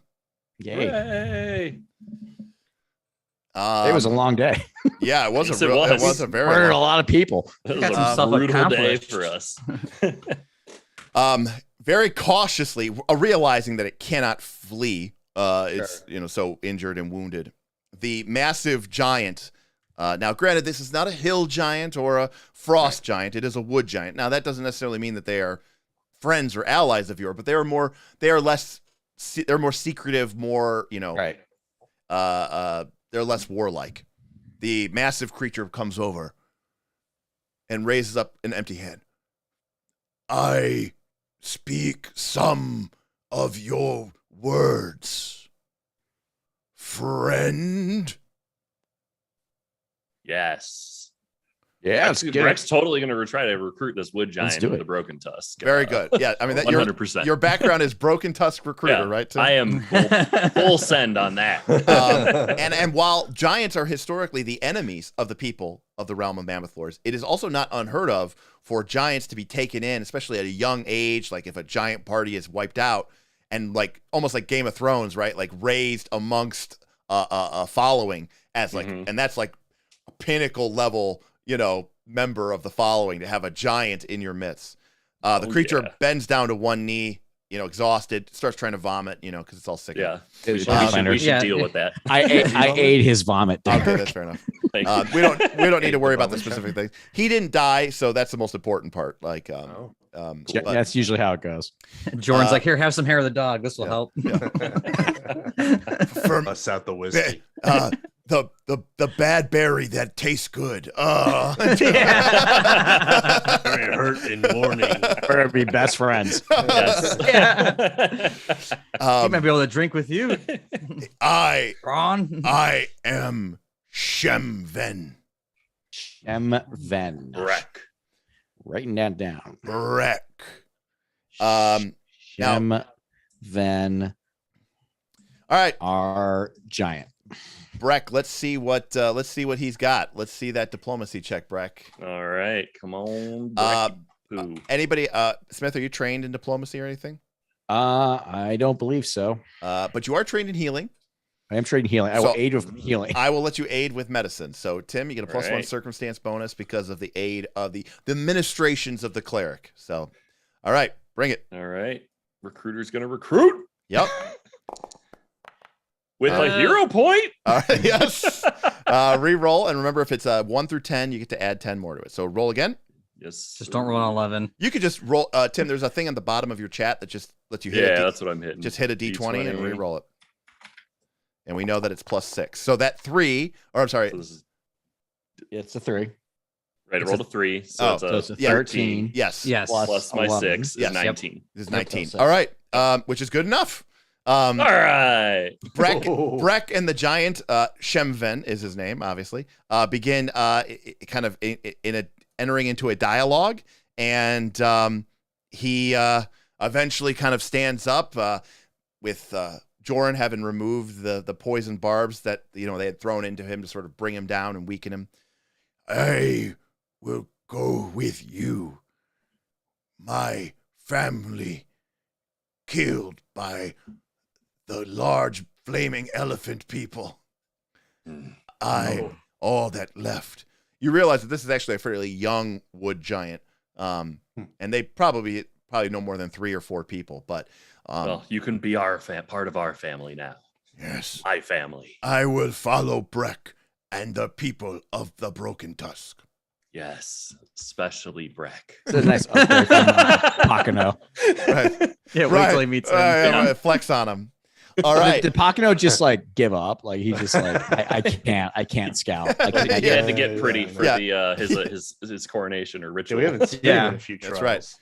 And with that, you all head back to a very, very, very happy, delighted, and pleased. Calm down. It's just a giant. Because everyone sees this as a blessing and a sign that everything is going to be fine. In fact, anybody who was concerned about the burning mammoths is now like, you've won 2 battles against them. They're obviously not that strong. And we have a giant now. The threat of them at Rock... Who is getting killed by them? The threat of them at Rock Loom has been defeated. Right. You guys ran them out of this area. And the mammoth lords are basically all kind of like listen, they probably came into this area because they're trying to scout out where they can hunt or whatever, and we've shown them that get the hell out, we don't have anything to fear or worry about from them. So this seat's taken. Right, this seat is taken. And obviously everyone is in awe of the wood giant, a mythical creature, a legendary creature, and the fact that Brek has sort of invited him to join the following. And again, the Broken Tusks are very open to, accepting strangers far more than other Kellids, and to have a giant be saved by the scouts and then accept your invitation is pretty good. So many blessings from our sister Cinder. The Green Moon Festival lives protection. Before the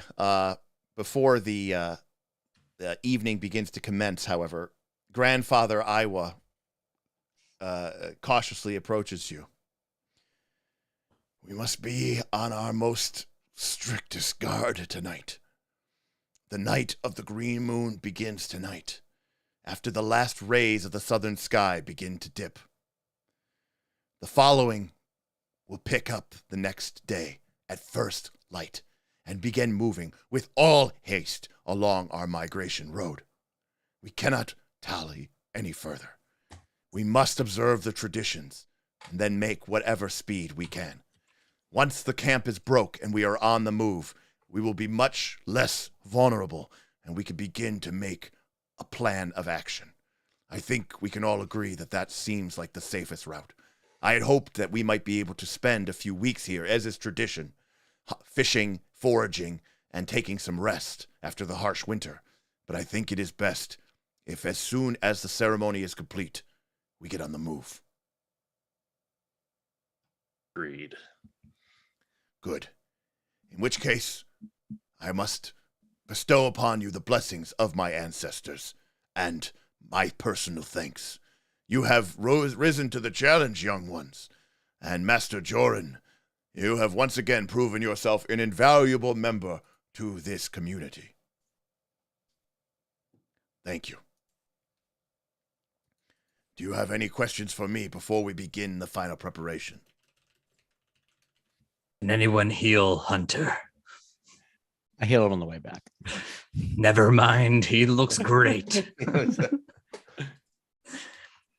Yeah, I'm gonna go to the medical tent and get healed up, but otherwise I just need to rest. It's been Give a your long day. blessings, grandfather. Been quite the day. Yeah. I thought Cav was going to go hang out with IMEC. All right. Well, we are going to end the session there. Now, I'm going to put a poll up real quick so you guys can vote for your Pakano better be in this poll. MVP of the session. Pakano in the poll. You know what? If you're asking for it, Bob, yeah, He's gonna win. I gotta say, all of us had like a few moments where everyone. Yeah. I don't think any one of us. Well, just the poll will probably say that one of us is better than the other. I mean, truth. Like Joren had that like I don't know. I thought Achilles Brad Pitt moment, right? And then I did not put Pakano in the poll, so that's fine. I don't know. My personal. I won't say my personal vote.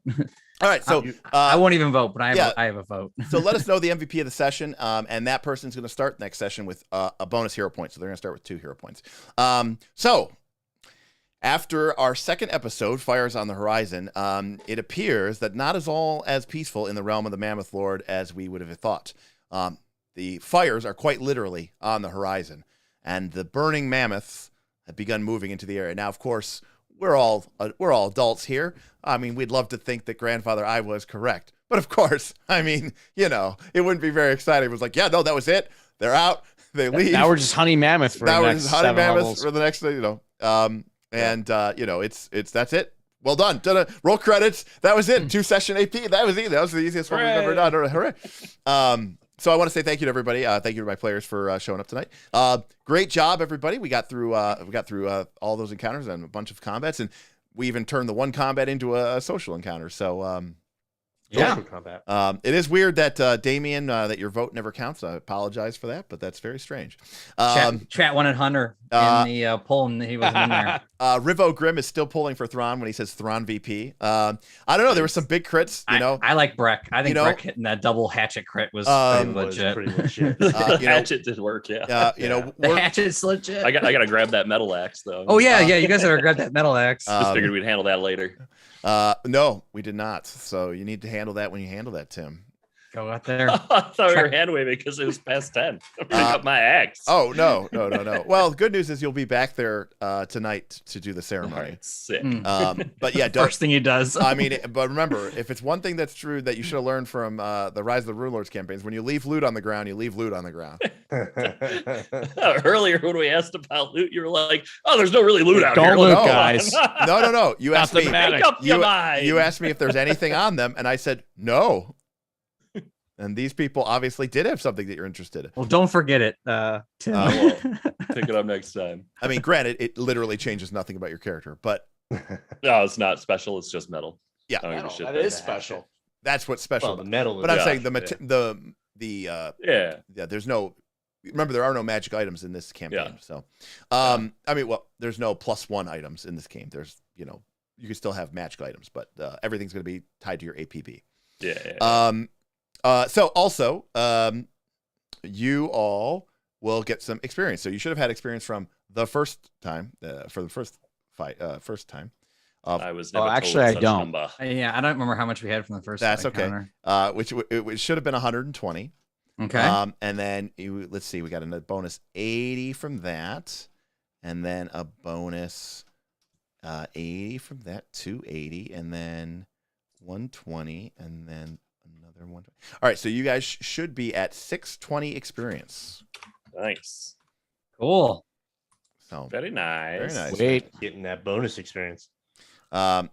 Yeah, well, because every encounter is worth some experience points, including the ones in the camp, including ones that, even like the Mephits, you didn't fight them, but it's still worth an encounter. And then wrestling Pakano, finding the spear, that's an encounter. Going to that bonus encounter of the Mephits was an encounter.